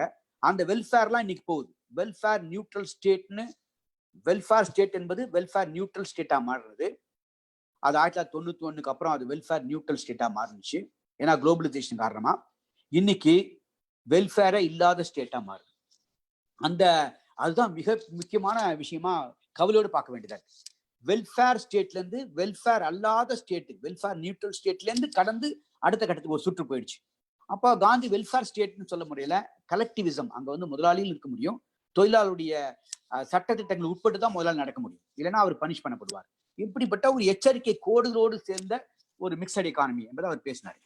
அடுத்து ரொம்ப முக்கியமானது நேருடைய மத சார்பு. அதுதான் இன்னைக்கு மிகப்பெரிய அட்டாக் உள்ளாயிருக்கு. அவருக்கு வந்து நேருவை விட பழமையை தெரிஞ்சவங்க. நேரு வந்து எல்லாத்தையும் சொல்றாரு. அவர் வந்து வேதத்தை காந்தி எப்படி படிச்சாரோ அது போல நேருவும் வந்து இந்தியாவுடைய பண்டைய செல்வங்களை எல்லாத்தையும் படிச்சிருக்காரு. அவருக்கு ஒன்றும் சான்ஸ்கிரிட் மேல வந்து ஒரு விரோத மனப்பாங்கு கொண்டவர் கிடையாது. அவர் சான்ஸ்கிரிட் லிட்டரேச்சரை படிக்க முடியும்னா அதை அந்த புத்தகங்களை படிக்கிறார். மிருஷகிடிகம் எல்லாத்தையும் பத்தி பேச அவருடைய உரைகளை பார்த்தீங்கன்னா 5 மிக முக்கியமான வால்யூம் வந்திருக்கு. அந்த வால்யூம்ல பார்த்தா தெரியும். அவர் சீஃப் மினிஸ்டர் எழுதின லெட்டர்ல பார்த்தா தெரியும். அவருடைய குடும்பத்தாருக்கு எழுதின லெட்டர்ல பார்த்தா தெரியும். இப்படிப்பட்ட அவர் உரைகள்ல பார்த்தா தெரியும். அவர் இந்தியாவுடைய பழமையை, இந்தியாவுடைய வளத்தை, இந்தியாவுடைய ரிச் ட்ரெடிஷன், ஞானத்தை வந்து விஸ்டத்தை வந்து அவர் எப்போதுமே மறுக்கல. ஆனா 10ஆம் பரிசெலுத்தனத்தையும் மூட நம்பிக்கையும் அவர் ஒருபோதும் எடுத்துக்கல. அதுதான் அவர் சொல்றாரு. நீங்க ஒரு சிம்பத்தட்டிக் யூனிவர்சலிசம் என்பது இல்லாம நீங்க போயிட முடியாது. கிறிஸ்டியன் என்பதனால அவரை புறக்கணிக்க முடியாது. நான் மெஜாரிட்டி ஹிந்து என்பதனாலே இந்த மெஜாரிட்டின்னு ஏற்றுக்க முடியாது. இங்க வந்து ஸ்டேட் என்பது வந்து நியூட்ரலா தான் இருக்க முடியும். இங்க ஸ்டேட் என்பது மத சார்பு அற்றதான் இருக்க முடியும். ஒரு மதத்தின் பெயரால தியோக்ராட்டிக் ஸ்டேட்டா இருக்க முடியாது. ஒரு குறிப்பிட்ட மதத்தினுடைய ஆட்சி என்று சொல்லக்கூடிய ஒரு ஸ்டேட்டாக இந்தியாவை மாற்றிவிட முடியாது. இன்னும் ஒரு அறிவிப்பை நான் கொடுக்குறேன்னு சொல்லி பகிரங்கமா முஸ்லீம் சகோதரர்களுக்கும் மற்றவர்களும் கொடுத்தாரு. அவர் இந்தியாவுடைய மைனாரிட்டியில் கொடுத்தாரு. நீங்க பாகிஸ்தான் வந்துருச்சு இருந்தா கூட இந்தியாவில் வந்து காஷ்மீருங்கிற ஒரு ஸ்டேட்டு வந்து நம்முடைய இஸ்லாமிய தலைமையில் நடந்துட்டு இருக்கு. இப்படி ஒரு ஸ்டேட், ஒரு அரசாங்கம், மாநில அரசாங்கம் இருப்பது அவசியம். நான் இருக்கிற வரையிலும் அவரு இதனாலதான் டீநேரிஃபிகேஷன் வருது. இன்னைக்கு நான் இருக்க வரலும் இந்த நாடை இந்து நாடாக நான் மாற்ற மாட்டேன். இது சொல்லும்போது நிறைய பேர் கோவம் வரலாம். இதோட பொருள் வந்து அரகன்ஸ் இல்லை, இதோட பொருள் வந்து பொறுப்பு, ரெஸ்பான்சிபிலிட்டி. அவர் சொன்னாரு, freedom always comes with responsibility. Irresponsibility இருந்தா ஃப்ரீடமே இருக்க முடியாது. அப்போ ஃப்ரீடம் என்பதற்கும் ரெஸ்பான்சிபிலிட்டி என்பதற்கும் ரெண்டுமே சேர்ந்து தான் போய் ஆகணும். அப்போ விடுதலை என்பது இர்ரெஸ்பான்சிபிலிட்டியா இருக்க முடியாது என்பதற்காக அவர் சொன்னாரு, நான் வந்து இந்த நாடு விடுதலை எடுத்த நாடுன்னு சொன்னா இந்த நாடு மதசார்பற்ற நாடா தான் இந்தியா இருக்கணும். இது ஒரு ரிச் கல்ச்சுரல் ட்ரெடிஷன் இருக்கு. இங்க வந்து வேத கலாச்சாரம் இருக்கு, குரான் கலாச்சாரம் இருக்கு, பைபிள் கலாச்சாரம் இருக்கு. அப்படிலாம் சொல்லுவது வந்து அடையாளத்துக்காக நான் சொல்றேன். அந்த எல்லா கலாச்சாரமும் சேர்ந்து ஒண்ணு மேல ஒண்ணு படிமானமா உட்கார்ந்து இருக்க நாடு இந்த நாடு. அப்படிப்பட்ட ஒண்ணுக்கு ஒண்ணு அதே நேரத்துல அதன் எல்லைக்குள்ள அது செயல்பட முடியும். ஒண்ணுக்கு ஒண்ணு வெட்டிக்காம சாட்சிக்காம செயல்பட முடியும் என்ற முறையில் அவர் பல்வேறு விதமான விஷயங்கள் சொல்லியிருக்காரு. ரொம்ப டேஞ்சர் என்பது கம்யூனிசம் தான். இந்தியாவிலே மோசமான பேட்ஜ்ன்னு கேட்டா எது? ஒரு பேட்ஜ் குத்திட்டு வரீங்க, மோசமான பேட்ஜ் எதுன்னு கேட்டா கம்யூனலிசம், வகுப்புவாதம் தான் இருக்க முடியும், வகுப்புவாத மோதல் தான் இருக்க முடியும் என்ற அளவுக்கு அவர் வந்து பேசுறாரு. Neutrality of state in religious matters, மத விவகாரங்கள்ல வந்து ஒரு ஸ்டேட் தலையிடாமை என்பது ரொம்ப ரொம்ப முக்கியமானது. மத சார்பினுடைய முக்கியமான பண்பே வந்து வகுப்புவாத சலுகை காட்டாம இருப்பது, எந்த வகுப்பு காட்டாம இருப்பது என்பதெல்லாம் அவர் பேசுறாரு. அடுத்தது பாத்தீங்கன்னு சொன்னா அவரு ரொம்ப முக்கியமான பெண்களுக்கு பாத்தீங்கன்னா அம்பேத்கர் இதனாலதான் பதவியை விலகினார். நேரு வந்து ஹிந்து கோடை வந்து வேகமா கொன்ற மாட்டாரு, நான் சொன்ன அடிப்படையில் கொன்ற மாட்டாருன்னு சொல்லிட்டு அம்பேத்கர் வந்து அம்பேத்கர் வந்து ஒரு நேஷனல் கவர்மெண்ட் அந்த மாதிரி தான் நேரு அமைச்சார். காங்கிரஸ் கவர்மெண்ட் அமைக்கல. அவர் காங்கிரஸ் இல்லாதவங்களையும் சேர்த்து தான் அமைச்சார். அதுல ஷியாமா பிரசாத் முகர்ஜின்னு சொல்லி ஜனசங்கத்தை தொடங்கினார் 51. அவரையும் சேர்த்து தான் அவர் அரசாங்கத்துக்கு கொண்டு வந்தார். எல்லாரையும் கருத்தையும் காந்தியடிக்கு எல்லார் கருத்தையும் சேர்த்து போப்பான்னு சொல்றதுனால எல்லார் கருத்தையும் கொண்ட ஒரு அமைச்சரவை உருவாக்கினார். அந்த அமைச்சரவையில இருந்து அம்பேத்கர் விலகதே இந்து கோட் பில்லுக்காக தான் விலகினார். ஆனா பல்வேறு விதமான சர்ச்சைகள் வந்து உள்ளுக்குள்ள காங்கிரஸுடைய கட்சிக்குள் நடக்குது, பார்லிமெண்ட் நடக்குது. அப்ப நேரு பேலன்ஸ் பண்ணி அதை பிரிச்சு கொண்டு வர வேண்டிய அவசியம் வந்தது. அந்த இந்துக்களுக்கான சொத்துரிமையா இருக்கலாம், டைவர்ஸ் உரிமையா இருக்கலாம், பெண்களுக்கு, இந்து பெண்களுக்கு, அதெல்லாம் வந்து இந்து கோடு மூலமா அவர் கொண்டு வர மிக முக்கியமான பெண்களுக்கான பகுதியில மிக முக்கியமான ஒரு நாடாளுமன்ற முறை மூலமாக அதை தீர்க்கக்கூடிய ஒரு சமூக மாற்றத்தை உருவாக்கக்கூடிய அடிப்படையை அவர் செஞ்சார் நம்ம சொல்ல முடியும் நம்மளால. அதுபோல மொழி பிரச்சனைல ரொம்ப முக்கியமான விஷயத்த செஞ்சுட்டு போயிருக்காரு அவர். தமிழ்நாட்டுக்கு இன்னைக்கும் ஒரு பாதுகாப்பா இருக்குன்னு சொன்னா நேரு கொடுத்த வாக்குறுதி தான் இன்னைக்கும் எல்லாரும் பேசிட்டு இருக்காங்க.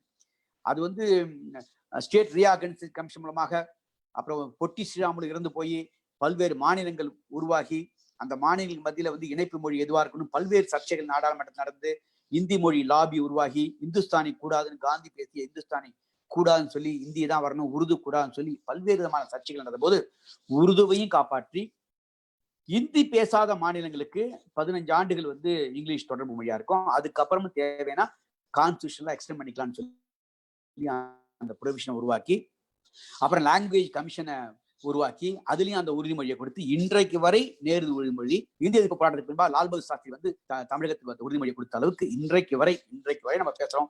இருமொழி கொள்கை தான் எங்களுக்கு வேணும். இன்னைக்கு கூட கல்விக் கொள்கைகளை பேசிட்டு இருக்காங்கன்னா அதற்கு அடிப்படையை வந்து சவுத் இந்தியான்னு சொல்லக்கூடிய தமிழகத்துக்கு குறிப்பா அமைச்சு கொடுத்து நேருடைய மொழிக் கொள்கை நம்ம சொல்ல முடியும். அந்த மிக முக்கியமான பங்களிப்பை அவர் அதுல செஞ்சிருக்காரு என்பதை நம்ம பாராட்டாம இருக்கவே முடியாது, கண்டிப்பா பாராட்டாம இருக்க முடியாது. நான் ஒரே ஒரு விஷயம் மட்டும் சொல்லிட்டு நான் முடிச்சிடுறேன். ஒரு முறை வந்து அட்லி பேசினார். அட்லி வந்து உங்களுக்கு தெரியும், அவர் தான் வந்து பிரைம் மினிஸ்டரா இருக்கும்போது தான் நம்ம நாடு விடுதலை அடைந்தது. நாடு அப்பதான் விடுதலை அடையுது. அவரு ஒரு அசஸ்மெண்ட்டை சொல்றாரு. என்ன அசஸ்மெண்ட்னா ரொம்ப முக்கியமான அசஸ்மெண்ட். நேரு இறந்ததுக்கு பின்னால அந்த இல்லஸ்ட்ரேட் வீக்ல வந்த கட்டுறது. அவரு சொன்ன அசஸ்மெண்ட்டை மட்டும் நான் சொல்லிட்டு வந்துடுறேன். சமீர் கமிஷன் திரும்பி போகிற முழக்கத்துல நேருவை நான் பார்த்தேன். அப்ப நான் வந்து அதுல வந்து ஒரு மெம்பரா வந்தேன். அட்லி அப்போ ஒரு மெம்பரா வராரு. அப்ப அதுல வந்தேன். நான் வந்து பிரைம் மினிஸ்டர் ஆனதுக்கு அப்புறம் தான் வந்து அவரோட அதிகமா இன்டராக்ட் பண்ண வாய்ப்பு கிடைச்சது. நாங்க பெத்தி கிளாரன்ஸ் வீட்டில் உட்காந்து நிறைய பேசுவோம். அவருடைய டெமோக்ராட்டிக் சோசியலிசமும் என்னுடைய லேபர் பார்ட்டியோட டெமோக்ராட்டிக் சோசியலிசமும் எனக்கு ஒத்து போனுச்சு. அதுக்கப்புறம் அவர் பிரைம் மினிஸ்டர் ஆனாரு. பிரைம் மினிஸ்டர் ஆனதுக்கு அப்புறம் நானும் அவரும், அவர் பிரைம் மினிஸ்டரா இந்தியாவுக்கும், நான் வந்து இங்கிலாந்துக்கு பிரைம் மினிஸ்டராகவும் சேர்ந்து பொது மேடைகள் பேசியிருக்கோம். அவருடைய கருத்துக்களை பார்க்கும்போது ரொம்ப ரொம்ப ஆழமான கருத்துக்களாக அது எனக்கு இருந்துச்சு. காமன்வெல்த்ல வந்து நின்னாரு. இப்படிப்பட்ட பல்வேறு விதமான சொல்லிட்டு ஒன்னே ஒன்று சொன்னார். அவர் அந்த நேரத்துல எல்லாரும் டிக்டேட்டராக முயற்சி பண்ணாங்க. காலனி எதிர்ப்பு போராட்டத்துல வந்த பல பேர் வந்து ஆப்பிரிக்க நாடுகள்ல கூட டிக்டேட்டர் ஆயிட்டாங்க. நேரு மட்டுமே எப்போதுமே பழுத்த ஜனநாயகவாதியாக தொடர்ந்து அவரு டிக்டேட்டர்ங்கிற வார்த்தைக்கு இடம் கொடுக்காம, அது எந்த பேர்ல வந்தாலும் சரி, எந்த பேர்ல வந்தாலும் ஒரு டெமோக்ராட்டிக் சோசியலிஸ்டாக தொடர்ந்து தன்னால் இருக்க முடியும் என்பதை கடைசி வரலாம் அவர் நிலைநாட்டிட்டு போனாரு. ஒரு 4 முக்கியமான விஷயங்கள்ல நேரு மேல விமர்சனம் வந்துச்சு. அவர் காஸ்ட் கொஸ்டின்ல காந்தி போல சீரியஸா அட்ரஸ் பண்ணல. அன்டச்சபிலிட்டி என்பதுக்கு நின்னாரு, ஏத்துக்கிட்டாரு. ஆனா காஸ்ட் கொஸ்டினை அமுல்படுத்தல. காக்கே கலர் கமிஷன் போட்டாரு. பிசிக்களுக்கான இடஒதுக்கீடுல தீவிரமா இல்ல. இப்படிப்பட்ட விமர்சனங்கள் காஸ்ட் குறித்து அவருக்கு வந்துச்சு. ஃபெடரலிசம் என்பதை பத்தி வந்து அவர் ரொம்ப தீவிரமா இல்ல. அவர் பெரிய தலைவராக இருந்தனால எல்லா முதலமைச்சரையும் ஓரளவு பேசிடுவாரு. ஃபெடரலிசம் என்பதற்கு வந்து ஒரு பெரிய இம்பார்ட்டன்ஸ் அவர் கொடுத்து அவருடைய ஆக்கங்கள்ல இல்ல என்ற ஒரு குற்றச்சாட்டு அவர் மேல இருந்தது. காஷ்மீர் பிரச்சனையை வந்து அவர் வந்து போதுமான அளவுக்கு அது எமோஷனல் அட்டாச்மெண்டோட இருந்துட்டாரு. தீர்க்க முடியாம அது வந்து இந்திய வரலும் அது பிரச்சனையை உருவாக்கி பேச்சுட்டு போயிட்டாரு. சீனாவில் வந்து அவரு சீன கொள்கையை கையாண்டதுல வந்து அவரு சூன் லாயிட்ட ஏமாந்துட்டாரு. மாவோட எல்லாம் கடித போக்குவரத்து நடந்திருக்கு. அவருக்கு மாவோ ஒரு கடிதம் நேருக்கு எழுதியிருக்காரு. ஆனாலும் கூட அவர் வந்து அவரால் வந்து நிற்க முடியல. அது சீனாவில் வந்து 62 போராட்டத்துல வந்து இந்தியா மீது படையெடுத்து இந்தியாவிற்கு மிகப்பெரிய தலைகுனியை உருவாக்கிடுச்சு.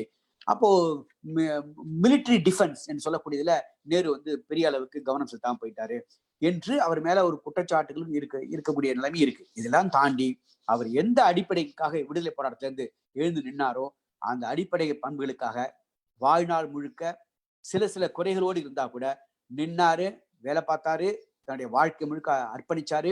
5 மணி நேரம் 4 மணி நேரம் மட்டுமே உறக்கம் இருந்து மற்ற நாட்கள்லாம் இந்திய மக்களுக்காக, இந்திய மக்களுடைய மேன்மைக்காகவே உழைச்ச அற்புதமான தலைவர். அந்த நேருவை குறித்து நான் பேசியது வந்து ஒரு சின்ன ஒரு கோட்டோவியம் மாரி தான் இருந்திருக்கும்.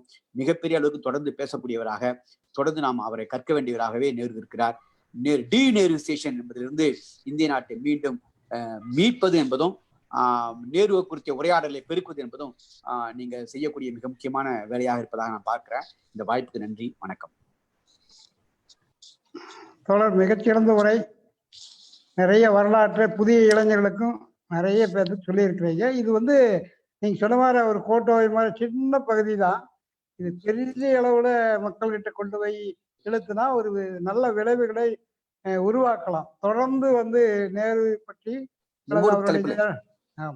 அதை பற்றி பேசும்போது இருக்கக்கூடிய சூழலுக்கும் அதுக்கும் எவ்வளவு வித்தியாசம் இருக்குது, எது சரி எது தப்புன்னு மக்கள் புரிஞ்சுக்கிட்டு அந்த நிலை எடுக்கிறதுக்கு நேருவை நம்ம வந்து முன்னிறுத்துவது ரொம்ப அவசியமான விஷயம் அப்படின்னு நினைக்கிறேன். பத்திரிகைகள், ஊடகங்கள், அரசியல் எல்லாமே வந்து நேருவை விட்டாங்க.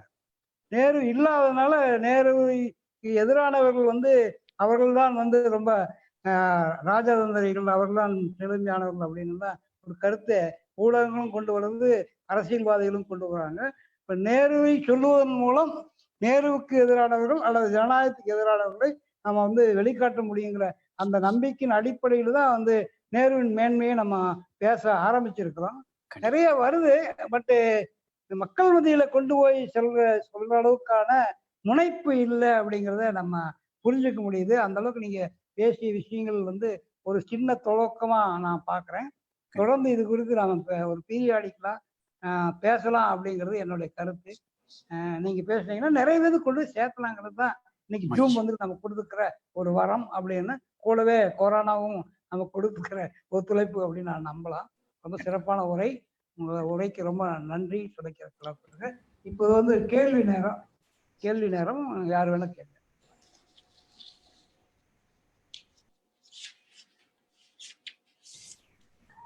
வணக்கம்.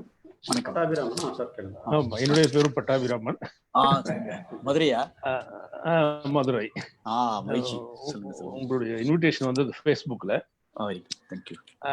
இன்றைய சூழ்நிலையில ஒப்பீட்டளவுல இது ரொம்ப அவசியமா இருக்கு. நீங்க சொன்ன மாதிரி நேருனுடைய கோவில் வந்து டேம், பக்ரானங்கல் டேம். இப்ப பிரதமர் என்ன பண்றாருன்னு எல்லாரும் பார்த்தாங்க. என்னுடைய ஒரே ஒரு கேள்வி வந்து, கேரளாவுடைய முதல் இடதுசாரி மந்திரி சபையை நேரு கலைத்தாரு, அதனுடைய பின்னணி என்ன? ஓகே, அப்பப்போ போய் சொல்லிட்டாங்களா எப்படி? சொல்லுங்க. ஓகே. கேரளாவுடைய மந்திரி சபை கலைப்பு என்பது அவர் மேல வந்து ஒரு மிக முக்கியமான விமர்சனம். பிரமல்கேஷன் ஆஃப் 356 என்பதை பத்தி அதை பத்தி ஒரு நீண்ட 1 மணி நேரம் நாங்கே வந்து பார்லிமெண்ட்ல அதை எடுத்து பேசினார். ஏகே கோபாலனும் எடுத்து பேசினாரு. அது எல்லாத்துக்கும் நேரு பதில் சொன்னாரு. நான் அதை நியாயப்படுத்த விரும்பல. நேரு சொன்ன பதில் என்னன்னு சொன்னா, அங்க கடுமையாக வந்து முதலமைச்சர்கிட்ட இருந்து எந்த வேண்டுகோளும் வரல எனக்கு. அவர் வந்து எங்க பக்கம் நிப்பீங்களான்னு மட்டும் கேட்டாரு. இஎம்எஸோட தலைமையில இருக்கு ஆட்சி, எங்க பக்கம் நிப்பீங்களான்னு கேட்டாரு. அந்த விமோச்சன் சமரன் கடுமையா போராடிட்டு இருக்காங்க. ஒரு கல்விக் கொள்கையில ப்ராப்ளம் ஆயிருக்கு. அதுக்கு பின்னால வந்து நீங்க நாடாளுமன்றத்தில் 2 பேரும் என்ன சந்திச்சீங்க, முதல் நாள் நேற்று வந்து சந்திச்சீங்க. சென்ட்ரல் இன்டர்வென்ஷன் வேணும்னு கேட்டீங்க. ஒரு சர்க்காரோட இன்டர்வென்ஷன் என்று பார்க்கும்போது, நான் போய் இங்கேருந்து இராணுவத்தை அனுப்பி அதை வந்து அடக்க முடியுமா, அல்லது இங்கேருந்து சென்ட்ரல் போலீஸுக்கு கொடுத்து அனுப்ப முடியுமா என்ற சுச்சுவேஷன் நாங்கள் விசாரிச்சோம். இதுக்கு முன்பாக வந்து காந்தியோட ரொம்ப நெருங்கிய மகாதேவ் தேசாயுடைய பையன் வந்து நாராயண் தேசாய் வந்து அந்த பக்கம் போனாரு. அங்க போய் அவர் ஒரு 7-8 மாசமா பல்வேறு விஷயங்களை பார்த்து வந்தாரு. நான் ஒரு நாள் போனேன். என்னை சந்திக்க வந்தவங்க எல்லாம் அரசாங்கத்தை பத்தி மிகப்பெரிய அளவுக்கு சொன்னாங்க. அப்ப இந்திரா காந்தி அம்மையார் வந்து காங்கிரஸ் தலைவரா இருக்காங்க. அந்த அம்மாவை அந்த மேடத்தை, இந்திரா காந்தி மரியாதைக்குரிய அந்த அம்மையாரை வந்து கொண்டு வந்ததுல வந்து நேருக்கு வந்து நீங்க வாரிசு அரசியலை உருவாக்குறீங்களா என்று கூட கேட்கப்பட்டது. அவர் வந்து நான் வந்து விரும்பல, காங்கிரஸ்காரங்க செய்யறாங்க என்றுதான் அவருக்கு கருத்து தெரிவிச்சாரு. அது உள்ளுக்குள்ள விவகாரம். அது வந்து விரும்பினாரா விரும்பலையா என்பது யாரும் உள்ள போய் பார்க்க முடியாது. ஆனா அவர் ஸ்டேட்மெண்ட் எல்லாம் வந்து விரும்பலன்னு சொல்லியிருந்தாரு. ஆனா வெளியே என்ன வந்துன்னா, இந்திரா காந்தியோடைய வற்புறுத்தல தான் நேரு வந்து இப்படிப்பட்ட ஜனநாயக படுகொலை செஞ்சாருங்கிறதுதான் வெளியே கடுமையான பிரச்சாரமானது. இந்திரா காந்தி அங்க போயிட்டு வந்தாங்க. ஒரு ஆர்கனைஸ்ட் டெமான்ஸ்ட்ரேஷன் நடந்தது அப்படின்னு சொன்னாங்க. அப்ப கவுண்டர் ஆர்கனைஸ்ட் டெமான்ஸ்ட்ரேஷனும் வந்து கம்யூனிஸ்டுகள் செஞ்சாங்க. ஒருத்தர் வந்து பார்க்க போனவரை ரோட்லயே பிடிச்சி இழுத்து போட்டு அடிச்சு கொண்டுட்டாங்க. இப்படி பல்வேறு கொலைகள், மர்டர் பாலிடிக்ஸ் நடக்குது என்பதெல்லாம் புகார்கள், கவுண்டர் புகார்கள்லாம் வந்தது. அப்போ சென்டர் இன்டர்வியூன் பண்ணணும்னு 2 பேர் பார்லிமெண்ட்ல நீங்க முதல் நாள் சந்திச்சிங்க. வேற வழி இல்லைன்னு நம்ம இப்போ பிரசிடென்ட்ட சொன்னேன். சரின்னு சொல்லிட்டு அவரும் சேர்ந்து இந்த ப்ரொக்ளமேஷன் பண்ணியிருக்கோம் என்பதுதான் அவர் ஆற்றிய உரை. அது வந்து பொதுவா வந்து அவருக்கு ஒரு கலங்கத்தை ஏற்படுத்துவதான் கருதப்படுது. முதல் முறையா வந்து ஒரு மக்களால் தேர்ந்தெடுக்கப்பட்ட, மற்ற நாட்டெல்லாம் புரட்சி மூலமாக வந்த கம்யூனிஸ்டுகள் ஆட்சி என்பதுக்கு பதிலாக மக்களால் தேர்ந்தெடுக்கப்பட்டு ஜனநாயக பாதையில கம்யூனிஸ்டுகள் திரும்புறாங்க. பிடிஆர் 1948 பிடிஆர் டிசிஸ்ல இருந்து மிகப்பெரிய அளவுக்கு 51ல மாறி 54ல மாறி அது தேர்தல் நின்று தேர்தல் அரசியல் மூலமா மக்களை சந்திச்சு மக்களுடைய பெருவாரியான வாக்குகளை பெற்று ஒரு அமைச்சரை அமைச்சு அவங்க வந்து ஒரு தேர்தல் முறைக்கு வந்து இந்தியாவினுடைய ஒரு மெயின் ஸ்ட்ரீமுக்கு வராங்க. அவங்கள என்கரேஜ் பண்ணாம இப்படி பண்ணிட்டீங்களே ஒரு போராட்டம் நடத்தின் காரணமாக என்று எல்லாரும் வருத்தத்தான் தெரிவிச்சாங்க. அது ஒரு நேருவின் மீதான ஒரு விமர்சனமா தான் எனக்கும் படுது.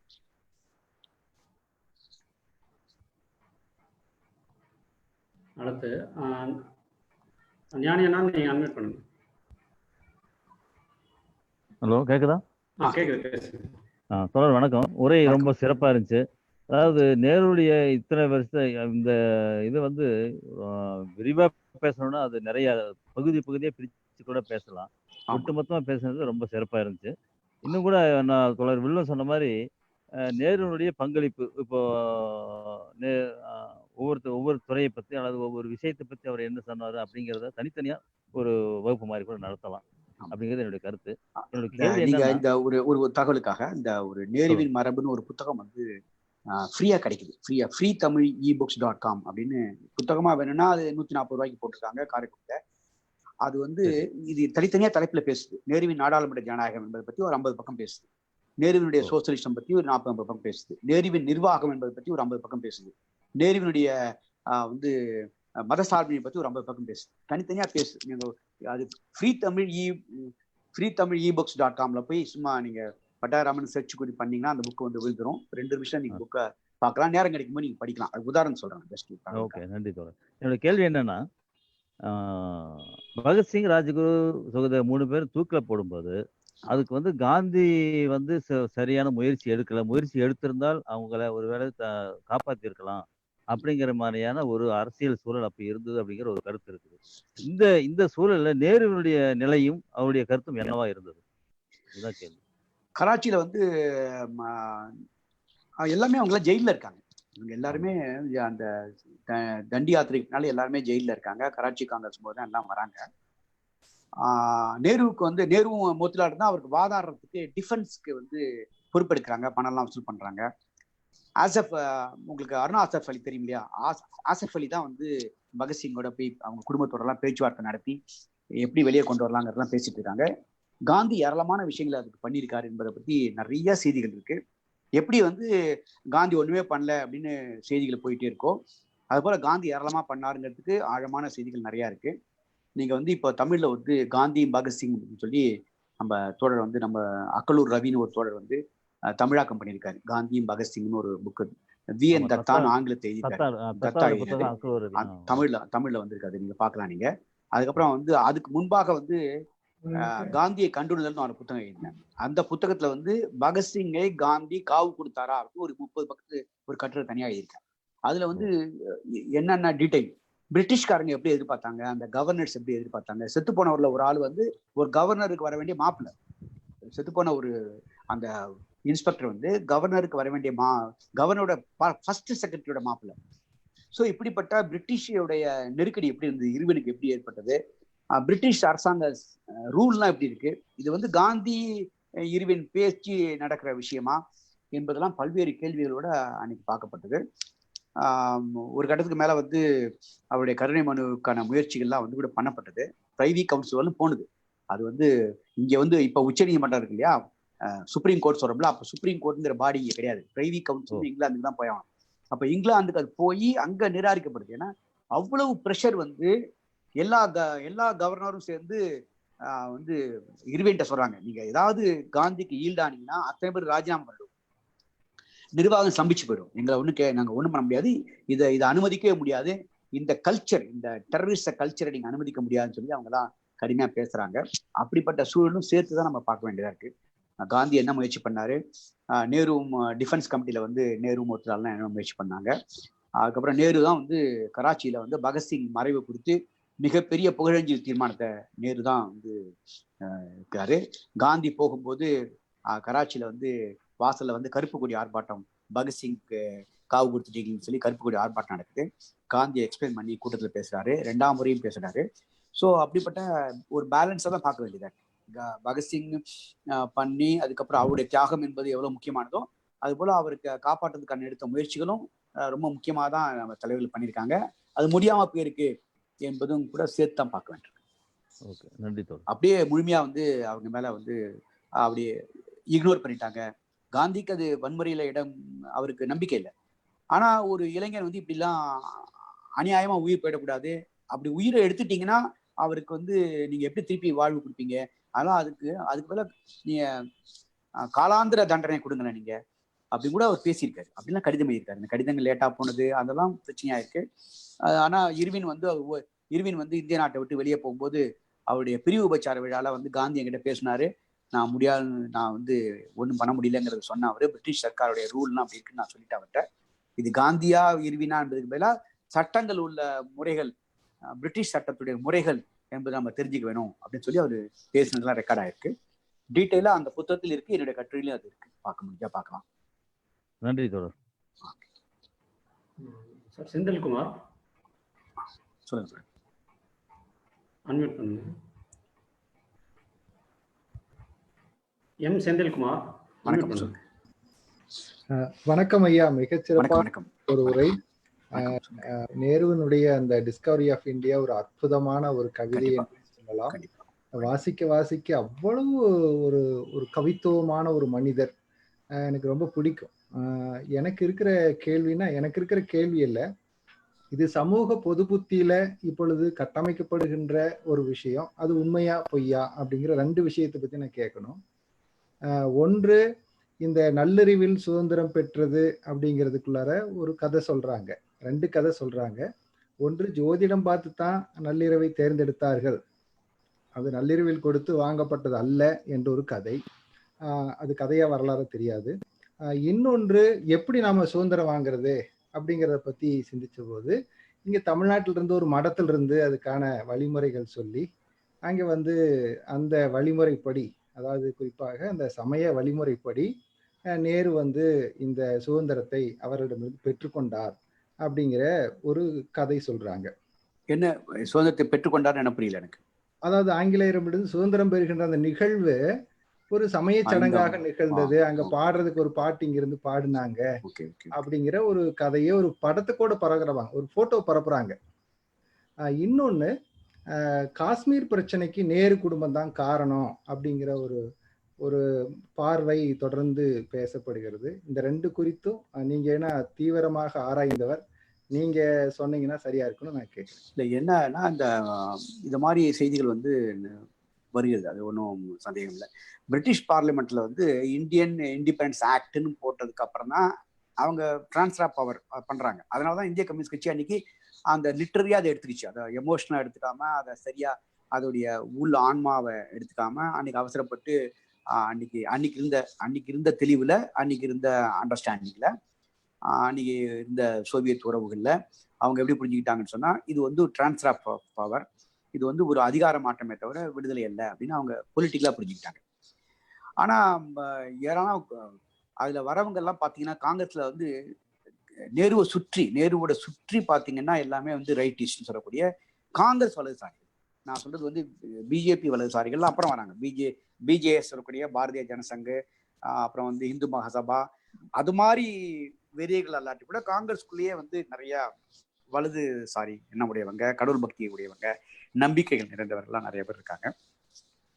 அன்னைக்கு அவர் பேசும்போது அந்த ட்ரேஸ் டு தி டெஸ்டினியோட முதல் வரியா சொல்லலாம், உலகம் வந்து தூங்கிட்டு இருக்கும்போது நம்ம விழித்தடிக்கிறோம்னு அவர் பேசுறாரு, அந்த பாட்டு பேசுறாரு. அதுல கூட கேலியா வந்து நீங்க சொன்னதை விட இன்னொரு தகவல் கூட கேலியா, அவர் ஒரு அமைச்சர்கள் பட்டியலை பேசும்போது தவறா வந்து ஒரு பாக்கெட்ல இன்னொரு பாக்கெட்ல வந்து வெத்துத்தாளா கொடுத்துட்டாரு என்பது கூட பதிவாகுது. இப்படி பல்வேறு தகவல்கள் பதிவாகுது.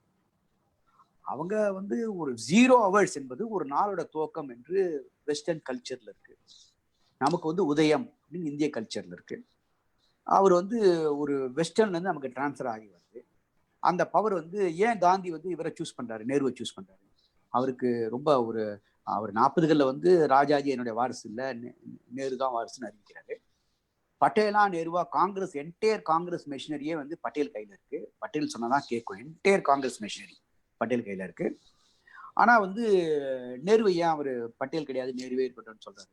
ஒரு வெஸ்டர்ன் கல்ச்சர்ல இருந்து ஒரு நிர்வாக முறையில இருந்து இந்தியாவுக்கு டிரான்ஸ்ஃபர் வரும்போது ஒரு சேஞ்ச் இருக்கு, அதுல ஒரு கண்டினியூட்டி இருக்கணும், இல்லைன்னா நடக்காது. சோவியத் உள்ள லெனின் ரொம்ப கஷ்டப்பட்டாரு. நம்ம வெளியே வந்து பல விஷயங்கள் வந்து ரொம்ப ஆழமா பார்த்த மாதிரி தெரியும். அடுத்த 5 வருஷத்துல லெனின் ஆளும்போது அவருக்கு பெரு நெருக்கடி உண்டாயிடுச்சு. அவங்க என்ன சொன்னாங்கன்னா, அந்த அப்ரட்டாஸ், அந்த ஸ்டேட் அப்ரட்டாஸை நொறுக்கிட்டு தான் அங்கே புது அப்ரட்டாஸ் கட்ட போறோம்னு சொன்னாங்க. ஆனா அப்படிலாம் பில்டப் பண்றதுலாம் ஈஸி கிடையாது. ஒரு நேரு தான் ரொம்ப அழகா ஒரு வார்த்தை சொன்னாரு, புரட்சி என்பதே கட்டுமானம் இல்லை, புரட்சி என்பது கட்டுமானத்தினுடைய துவக்கம். புரட்சிக்கு அப்புறம் தான் கட்டுமானம் வருது, புரட்சியே கட்டுமானம் இல்லை. Revolution is not building, after revolution தான் we have to build up something என்று நேரு வந்து திரும்ப திரும்ப அந்த சோசியலிசம் குறித்த உரையாடல்ல பேசிட்டே இருப்பாரு. அது போல வந்து அந்த சூழல், அங்க உள்ள நம்பிக்கை உடையவங்க, வெஸ்டர்ன் கல்ச்சர்ல இருந்து 0 hours தொடங்குது. இப்படி பல்வேறு காரணங்களால தான் வந்து அதை அவங்க நள்ளிரவில் சுதந்திரம் என்று அந்த லாப்பியர்லாம் எழுதினதுலாம் காரணம் தான். அது மாதிரி ஒரு புத்தகமே அவங்க எழுதினாங்க, ஃப்ரீடம் அட் மிட் நைட் அப்படின்னு எழுத ஆரம்பிச்சாங்க. அதுக்கு மேல அதுல வந்து ஒரு பெருசா இம்பார்ட்டன்ஸ் இருக்கா அப்படின்னு எனக்கு தெரியல. பட் இருக்கலாம், தமிழ்நாட்டுல இருந்து யாராவது சொல்லியிருக்கலாம், எங்கேருந்து வேணா சொல்லலாம், எங்கேருந்து வேணாலும் பக்தி பாடல் அனுப்பியிருக்கலாம், எல்லாம் அனுப்பியிருக்கலாம். அவர் ஒண்ணு அந்த நேரத்துல வந்து ஒரு முக்கியமான நேரத்துல வந்து எல்லாத்தையும் அவங்க புறக்கணிச்சிருக்க மாட்டாங்க, எல்லாரையும் அனுசரிச்சு போகக்கூடிய ஒரு கட்டம் அது, ஃபேஸ் அது தருணம் அது அப்படி இருந்திருக்கலாம், அது தெரியல எனக்கு. அந்த வலதுசாரித்தன்மை தான் இன்னைக்கு காங்கிரஸ் வீழ்த்திட்டுதோ? காங்கிரஸ்குள்ள இருந்த வலதுசாரி தன்மை என்பது காங்கிரஸ்குள்ள வந்து ஒரு முதலாளியமா மாறி போச்சு, பிரச்சனையா இருந்தது. ஆனா ஒரு கட்டத்துக்கு மேல வந்து அது நேரு வந்து ஒரு கட்டத்துக்கு மேல அதை வென்றெடுக்க முயற்சி பண்ண. பட்டேலோட மறைவுக்கு பின்னால பாத்தீங்கன்னா ராஜேந்திர பிரசாத் குடியரசுத் தலைவர் ஆனதுக்கு பின்னால ராஜேந்திர பிரசாத் குடியரசுத் தலைவர் ஆகணுமா, ராஜாஜி கவர்னர் ஜெனரலா இருந்த ராஜாஜியே வரணுமா என்ற கேள்வி இருக்குது. நேரு வந்து ராஜாஜி கவர்னர் ஜெனரலா இருக்காரு, அவர் அப்படியே பிரசிடென்ட் ஆகட்டுமேன்னு கூட நேரு சொன்னார். பிரசாத்துக்கு ராஜாஜி பரவாயில்லன்னு அவர் நினைச்சாரு அந்த நேரத்துல. அதுக்கப்புறம் வந்து ராதாகிருஷ்ணனா பிரசாத்தா கண்டினியூ பண்ணணும், பிரசாத் கண்டினியூ பண்ணுமா, ஒரு டேர்முக்கு வந்து கண்டினியூ பண்ணுமா, ராதாகிருஷ்ணன் வரணுமாங்கிற பிரச்சனை இருந்துச்சு. ஆனா பிரசாத்துக்கும் நேருக்கும் பிரச்சனை இருந்துச்சு, பட்டேலுக்கும் நேருக்கும் பிரச்சனை இருந்துச்சு. அதான் அப்பதான் இந்திய கம்யூனிஸ்ட் ஜெயினாங்க. நேருவை வந்து கையை தூக்கி விடுற, பட்டேலை எடுத்து நேரு கையை தூக்கி விடுறதுனால வந்து இந்தியா வந்து பெரிய டெமோக்ராட்டிக் கவர்மெண்ட்லாம் ஆகும் அப்படிலாம் நினைச்சாதீங்க. 2 பேரும் முதலாளித்துறை ஏஜென்ட் தான் இந்திய கம்யூனிஸ்ட் தீர்மானம் போட்டது. அது சரியா தப்பாங்கிறது வேற, விவாதத்துக்குரியது. ஆனா அப்படிதான் அவங்க பார்த்தாங்க எல்லாருமே. இவங்க எல்லாம் ஒரே ஆட்கள் தான், அப்படி சண்டை கண்டை போட்டுட்டு இருக்காங்க, ஒன்றும் இல்லை அப்படிங்கிற எல்லாம் பார்க்க வேண்டியதா இருந்தது. அங்க வலதுசாரிகள் கொஞ்சம் கொஞ்சமா அது தீவிரம் குறைஞ்சிது. இல்லைன்னா அவர் பேசியிருக்க மாட்டார். முதல் நீங்க என்ன நம்ம உண்மையிலேயே பார்க்க வேண்டியா அவருடைய தைரியம், மேன் ஆஃப் கரேஜ்னு சொல்லுவாங்க அவரை. அவர் முதல் கூட்டத்திலே ஐ ஸ்டாண்ட் ஃபார் சோசியலிசம் பேசுறாரு. காந்திக்கு வந்து சோசியலிசம் குறித்து நிறைய சந்தேகம் இருந்தது. நேரிட்டு அவர் கேட்டிருக்காரு, அப்பா உனக்கு வந்து உன் மனசுக்குள்ள வந்து சொலிடிஃபை ஆயிருக்கா, திடமா இருக்கா, சோசியலிசத்துக்கு திடமா இருக்கா, நாளைக்கு ஆட்சிக்கு வந்தா இதான் சோசியலிசம் அப்படின்னு ஏதாவது ஒண்ணு காட்டி கொண்டு விட முடியுமா? ஏன்னா சயின்டிபிக் சோசியலிசம் ஒருத்தவங்க பேசுறாங்க, சோவியத்தில் ஒரு வாணி பேசுறாங்க, சீனால ஒரு மாதிரி பிரச்சனை வரப்போகுது, நீங்க டெமோக்ராட்டிக் சோசியலிசம் பேசிட்டு இருக்கீங்க, லோகியாவும் இவரையும் வேற மாதிரி பேசிட்டு இருக்காங்க, எம்என் ராய் வேற பேசிட்டு இருக்காரு என்றெல்லாம் காந்தி அவர்கிட்ட உரையாடல் பண்ணியிருக்காரு. ஆனா அவர் I stand for socialism, socialist pattern of society, இதெல்லாம் செக்குலரிசம் என்பதெல்லாம் பகிரங்கமா எல்லாரையும் மீறி தான் அவர் நேரு பேசினார் என்பதுதான் நேருவோட ரொம்ப சிறப்பு மேன்மை நம்ம சொல்ல வேண்டிய அவசியம் இருக்கு. எல்லாரையும் மீறி தான் அவர் பேசினார். அதுக்காக வந்து ஒரு கட்டத்தில் நான் ரிசைன் கூட பண்ணிடுறேன்னு சொன்னார். அவருடைய கேண்டிடேட் எப்படி பட்டாபி சித்தராமையா தோற்கடிக்கப்பட்டு போஸ் ஜெயிக்கிறாரோ காந்திக்கு, அது போல நேருவோட கேண்டிடேட் தோற்கடிக்கப்பட்டு புருஷோத்தம் தாண்டன் தான் ஜெயிக்கிறாரு, ரைட் தான் ஜெயிக்கிறாங்க. ஸோ அவங்கெல்லாம் இந்தி லாபியில மாறுறாங்க. பல நெருக்கடிகள் சந்திச்சு தான் வந்து நேரு வந்து 17 வருஷத்தை ஆண்டார். நெருக்கடிகள் இல்லாமல்ல, கடைசி சில ஆண்டுகள் அவர் வந்து ரொம்ப கோர வச்சினாரு. ரொம்ப லெஃப்ட் பக்கம் கொண்டு போனாரு. ரொம்ப லெஃப்ட் பக்கம் போல, ஏன்னா அவர் வந்து ஒரு பக்கம் நம்முடைய இடதுசாரிகளுடைய கடுமையான அட்டாக் என்பது காரணமா அவர் வந்து பேலன்ஸ் பண்ண வேண்டிய நிலைமை உண்டாச்சு. ஒரு டெமோக்ராட்டிக்கா பேலன்ஸ் பண்ண வேண்டியதா இருந்துச்சு. கோல்டு வார் சூழல்ல வந்து 2 கேம்பையும் பேலன்ஸ் பண்ண வேண்டியதா இருந்துச்சு. அதுக்கப்புறம் தான் கொஞ்சம் கொஞ்சமா சோவியத் பக்கம் நகர ஆரம்பிக்கிறாங்க. காஷ்மீர் பிரச்சனை குறித்து கேட்டேங்க. காஷ்மீர் பிரச்சனை பாத்தீங்கன்னா முதல்ல வந்து காஷ்மீர் பிரச்சனை என்ன ஆச்சுன்னா 3 பேர் வந்து உள்ள வரமாட்டேனாங்க. ஹைதராபாத் நிஜாம், அப்புறம் வந்து நம்முடைய ஒரு முக்கியமான ஒரு படத்துலாம் சினிமாலாம் சீரியல் கூட வந்துச்சு, அந்த நாடு ஒரு சின்ன நாடு. அதுல வந்து ஒரு கேரக்டர் வந்து என் மூலையால் என்ன சிந்திக்க விடுன்னு ஒரு மந்திரி பேசிட்டே இருப்பான். அது கூட சீரியலா கூட ஒரு பொலிட்டிக்கல் சீரியல் கூட வந்தது. நான் சீரியல்லாம் பார்க்க மாட்டேன், பொலிட்டிக்கல் சீரியல்லாம் சொல்லலாம். சந்திரகாந்தாவா என்னமோ பேர்ல ஏதோ வந்துட்டு. அதுக்கப்புறம் பாத்தீங்கன்னு சொன்னா காஷ்மீர் சைட்ல காஷ்மீரோட ஹரிசிங் வந்து ஒரு கட்டத்துக்கு மேல வந்து பாகிஸ்தானோட போறது இல்லை அப்படிங்கிற கட்டத்துக்கு வந்தாரு. அப்போ ஹரிசிங்கை வந்து நீங்க நம்ம ஷேக் அப்துல்லாவை நீங்க பொறுப்பில் எடுத்துக்கிட்டீங்கன்னா மக்களோட செல்வாக்கு அவருக்கு தான் இருக்கு, உங்களுக்கு இல்லை. நீங்க ஒரு ஃபிகரேட்டா கொஞ்ச நாள் வேணா இருக்கலாம். நீங்க வந்து இந்தியாவோட சேர்றதுக்கான அக்சஷன் பேக்ட்ல வந்து உடன்பாடு வாங்க. அப்புறம் பாகிஸ்தானோட இருந்து உள்ளே இருந்து நிறைய ஆட்கள் இன்ஃபில்ட்ரேஷன் வருது. ட்ரைபிள்ங்கிற பேர்ல வந்து வந்து என்ன சொல்றது, ஆயுதம் தாங்கிய கழகங்கள் உள்ள வருது. அதெல்லாம் தடுக்கணும்னா இந்திய ராணுவம் வரணும்னு சொன்னா எங்களோட பேக்ட் வரணும், நீங்க லெட்டர் கொடுங்கலாம் கேட்கறாங்க. லெட்டர் கொடுக்குறாரு. அதுக்கப்புறம் போய் இந்திய ராணுவம் போகுது, அந்த ட்ரைபல்ஸ் மூவ்மெண்ட்டை அடக்குறாங்க. பாகிஸ்தான் ஆக்குபைடு காஷ்மீர் ஒரு பகுதி வருது. அப்புறம் அவங்க என்ன சொல்லுவாங்கன்னா இந்தியன் ஆக்குபைடு காஷ்மீர்வாங்க, நம்ம வந்து பாகிஸ்தான் ஆக்குபைடு காஷ்மீர் சொல்லுவோம். ஐஓகே பிஓகேன்னு பிரச்சனை இருந்துச்சு. ஒரு கட்டத்துக்கு மேல மவுண்ட் பாட்டன் பிரபு எல்லாம் பேசினாங்க. அட்லியும் பேசினாரு. அட்லி அப்போ வந்து ஒரு காமன்வெல்த்தோட பிரைம் மினிஸ்டர் இந்த முறையில் அவரும் பேசினாரு. அவர் பேசும்போது நான் யுனைடெட் நேஷன்ஸ் கூட தயாரா இருக்கேன், ரெஃபரண்டம் கூட தயாரா இருக்கேன்னு நேரு சொல்றாரு. ஆனா ஷேக் அப்துல்லாவை வந்து முக்கியமான பிரதம அமைச்சர் பொறுப்பு கொடுத்து பேச ஆரம்பிக்கிறாங்க. அட்லி போனவங்களுக்கு என்ன வருத்தம் வருது கடைசியிலன்னா, ரெஃபரண்டம் சொல்றாரு, எமோஷனலா இருந்தாரு, ரெஃபரண்டத்துக்கு கூட இவர் கடைசியா தள்ளி போட்டாரு, யூஎனுக்கு போறதுலயும் தள்ளி போட்டே இருந்தாரு என்று அவர் மேல ஒரு கடுமையான குற்றச்சாட்டு இருந்துச்சு. ஆனா இங்க உள்ளவங்க எல்லாம் வந்து காஷ்மீர்ல ஒரு துண்டு நிலத்தை கூட விட மாட்டோம் அப்படின்னு நேருவை முடுக்கிட்டே இருந்தாங்க. நேருவுக்கும் பிறந்த பூமி, பிறந்த ஏரியா, முன்னோர்கள் வாழ்ந்த பூமிங்கிற ஒரு எமோஷனல் அட்டாச்மெண்ட் இருந்தது. அவர் வந்து இன்னும் கொஞ்சம் பெட்டரா கையாண்டுருக்கலாமா அவசரப்பட்டு யூஎன்ஓக்கு போகலன்னு சொல்லிட்டாரா? அப்படி சொல்லியிருந்தா அதை காப்பாற்றிக்க வேண்டாமா என்ற விமர்சனங்கள் தான் இருக்கு. அந்த பிரச்சனை இன்னைக்கு வந்து ரொம்ப கடுமையான பல டேர்ன் எடுத்து ஒரே ஒரு ஸ்டேட் ஒரே ஒரு மாநிலம் அது வந்து இஸ்லாமியர் தலைமையில வந்து ஆட்சிக்கு வர முடியும். காஷ்மீரும் ஜம்முவும் லடாக்கும் சேர்ந்திருந்தா ஒரு இஸ்லாமியர் ஆட்சிக்கு வர முடியும், அவருக்கான ஒரு அடையாள மாநிலமாக இருக்கும் என்பதை கூட டாலரேட் பண்ண முடியாத அளவிற்கு அது 3 பகுதியாக பிரிக்கப்பட்டு இன்னைக்கு வந்து மரியாதைக்குரிய மனோஜ் சின்ஹாலாம் இன்னைக்கு லெப்டினன்ட் கவர்னராக பொறுப்பேற்கிறாரு.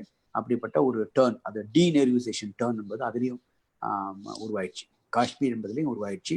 சீனாலையும் அதே மாதிரி தான் நேருவால தான் எல்லாமே இன்னைக்கு குழப்பம் வந்திருக்கு. இன்னைக்கு எல்லாரும் டிவி டிபேட்ல பாத்தீங்கன்னா தெரியும், 1962 இல்ல இப்ப 2020 அப்படின்னு பேசிட்டு இருப்பாங்க. 56 இன்ச் செஸ்ட்னு பேசிட்டு இருப்பாங்க. அதை நம்ம பார்க்க முடியுது. அப்படிதான் காஷ்மீர் பிரச்சனை வந்து உருவானது. அதை நேரு கையாண்ட விதத்துல விமர்சனம் இருக்கு என்பது உண்மைதான். சீனாவிலையும் அவர் மேல விமர்சனம் இருக்கு என்பது உண்மைதான்.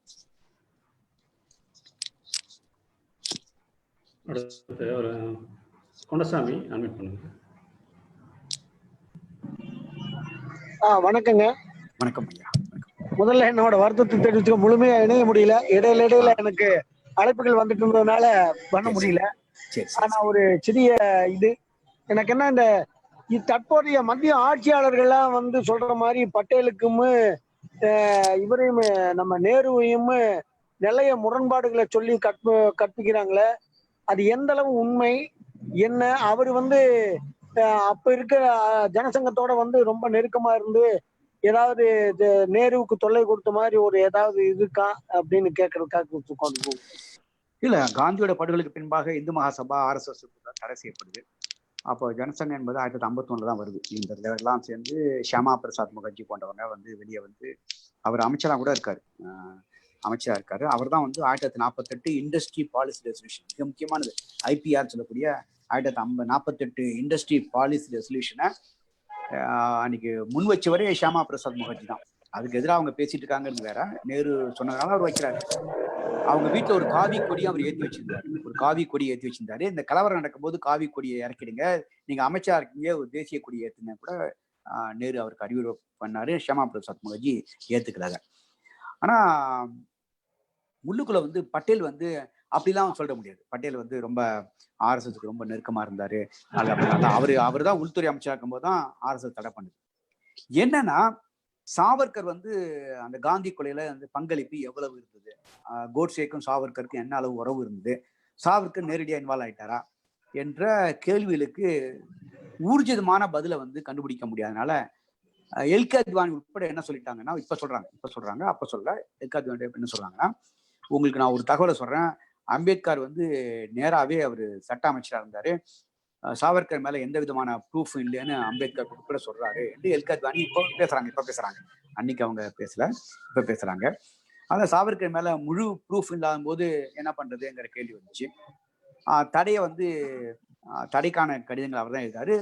பட்டேல் வந்து வகுப்பாதுக்கு எதிராக மிகப்பெரிய அளவிற்கு உரையெல்லாம் ஆற்றியிருக்காரு. அந்த உரையெல்லாம் இருக்கு.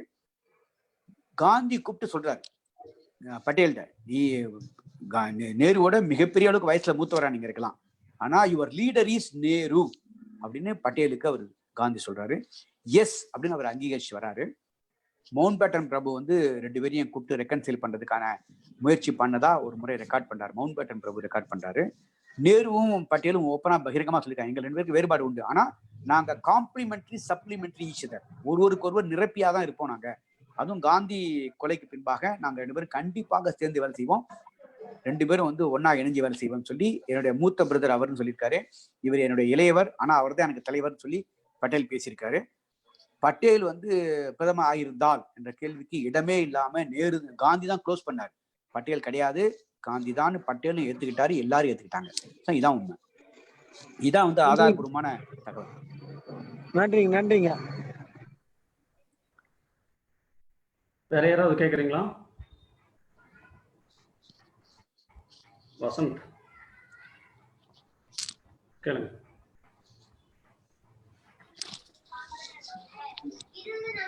வசந்த் ஹலோ. கேட்கலாம். வணக்கம் சார். வணக்கம் sir. Vasanth from Coimbatore sir. வணக்கம் சொல்லுங்க.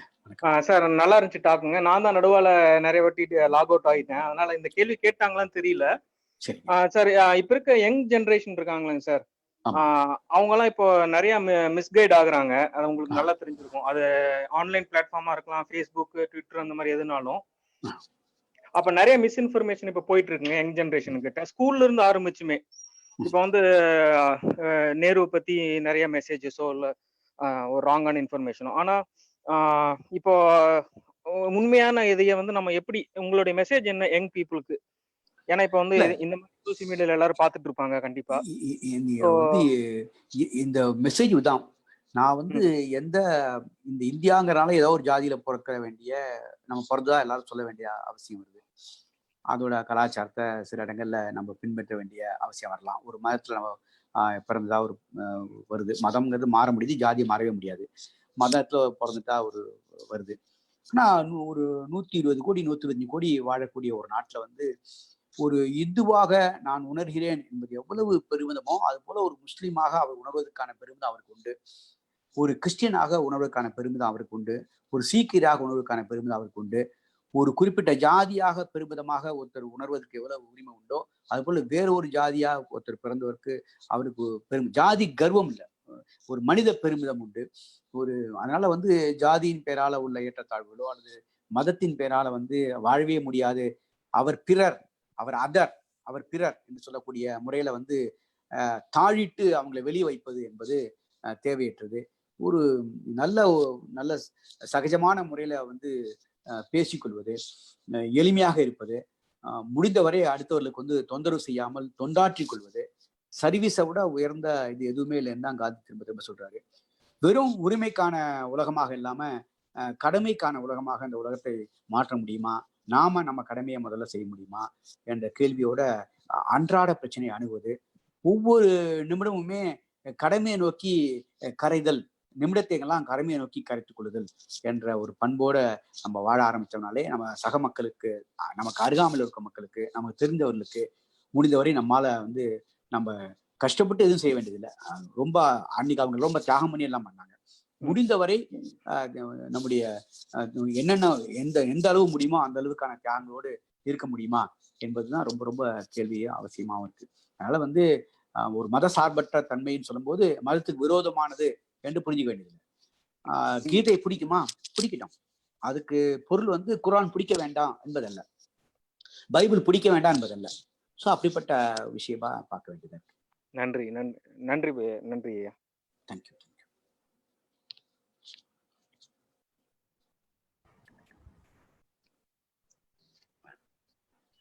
தோழர், எனக்கு ஒரு கேள்வி. சொல்லுங்க தோழர். ஹலோ, சொல்லுங்க தோழர். வணக்கம். சொல்லுங்க.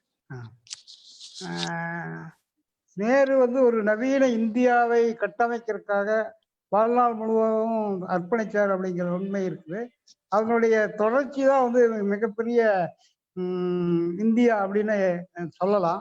அதே மாதிரி அந்த கட்சி இவ்வளவு பெரிய அமைப்பு தான் எல்லாவற்றுக்கும் முதன்மையானது அப்படின்னு நாம் நம்பலாம். அந்த அமைப்பு வந்து இப்போ வந்து அவ்வளவு வலுவா இல்லாம போறதுக்கு என்ன காரணம்? அதுல வந்து அவருடைய பங்களிப்பு வந்து இருந்துதா? அப்படி இருந்தும் அந்த கட்சி வந்து இருக்க வேண்டிய அளவுக்கு ஸ்ட்ராங்கா ஒரு பெரிய முடிவுகளை எடுக்கக்கூடிய அல்லது தவறான முடிவுகளை எதிர்க்கக்கூடிய அளவுக்கு வலிமையா இல்லாம போனதுக்கு என்ன காரணம்? அந்த அளவுக்கு அரசு நிர்வாகத்துல எடுத்த அளவுக்கு அமைப்பு ரீதியா அவர் வந்து கவனம் செலுத்தலையோ அப்படிங்கிற ஒரு சந்தேகத்தை கேட்கலாமா? கண்டிப்பா. ஒரு பிராடான விரிவான ஒரு கேள்வியா இருக்காது. ஒரு காங்கிரஸோட மிகப்பெரிய வரலாற்றை பார்க்க வேண்டியதா இருக்கும். அதை பத்தி நான் சொல்லாம ஒரு கான்செப்டுவலா மட்டும் சொல்றேன். ஒரு கருத்து ரீதியா மட்டும் இதை நான் பதில் சொல்ல விரும்புறேன். ஒரு எப்பவுமே ஐடியலிசம் அல்லது வந்து இலக்கு அப்படிங்கிறது வந்து ஒரு சுதந்திரம் இலக்கு அப்படின்னு முடிவெடுத்துச்சுன்னா அந்த அமைப்பு சுதந்திரத்துக்காக போராடி அதுக்கப்புறம் வந்து அது ஓஞ்சிருது. அப்புறம் வந்து அது வந்து எல்லாருடைய கூடாரமா மாறிடுது. தியாகம் செய்தவர்களுடைய கடமையை மட்டும் முன்னிறுத்தி செய்தவர்களுடைய கூடாரத்திலிருந்து உரிமைகளுடைய கூடாரமாக எந்த அமைப்பு மாறுதோ, எந்த அமைப்பு வந்து உரிமைகளை மட்டுமே அதிகமாக பேசக்கூடிய அமைப்பாக மாறுதோ அங்கெல்லாம் வந்து சிக்கலும் சுயநலமும் பெருகிடுது. கடமையை வந்து அதிகமாக வலியுறுத்தக்கூடிய அமைப்புகளால தான் இலக்குகளை நோக்கி போயிட்டே இருக்க முடியும். கடமைகளை வந்து சொல்லாத அமைப்புகளால வந்து இலக்குகளை நோக்கி போகவே முடியாது.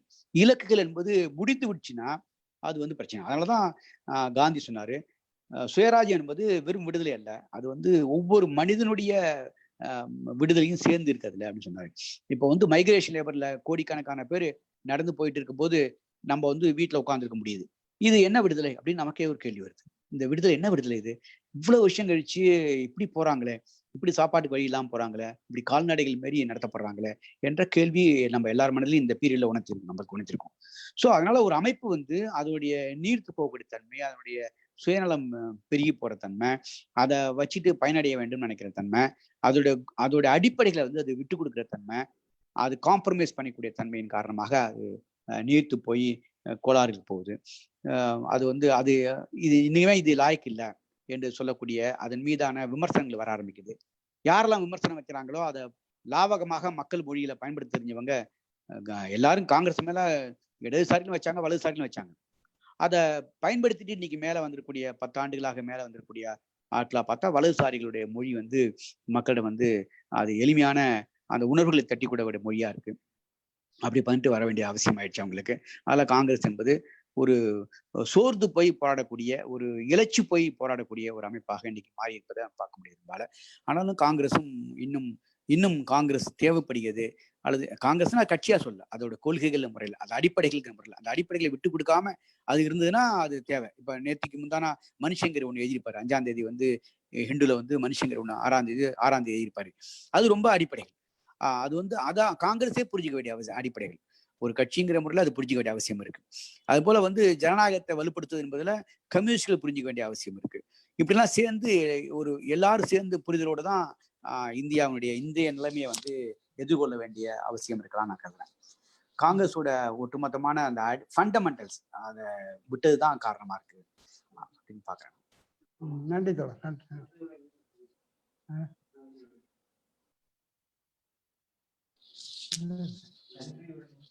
நன்றி.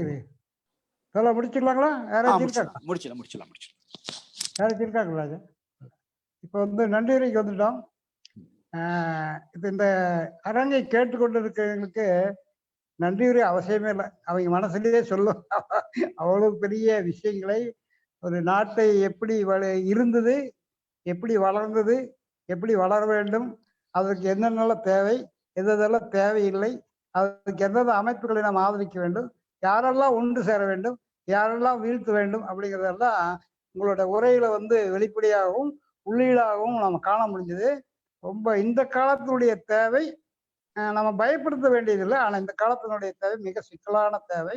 இது எல்லா அமைப்புகளும், எல்லா அரசியல் கொள்கை இருக்கிறவங்களும் புரிஞ்சுக்கிட்டு யாரை வீழ்த்த வேண்டுமோ அவர்களுக்கு எதிராக ஒரு அணி திரட்டி போராடினா இந்த காலம் மாறி நல்ல காலம் வரும் என்று நம்பி அதற்கான முன்னோட்டமாக நிறைய விஷயங்களை சொன்ன மதிப்புக்குரிய தோழர் பட்டாபிராமன் அவர்களுக்கு மனங்கலந்த நன்றியை சொல்லி குறிஞ்சியத்தோடு இந்த இணைய கருத்தை நிறைவு கொள்கிறது.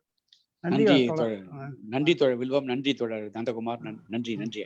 அந்த மேடம் தலைமை தாங்கிய அந்த அம்மையாருக்கும் என்னுடைய நன்றி. வணக்கம். பார்க்கலாம். வணக்கம்.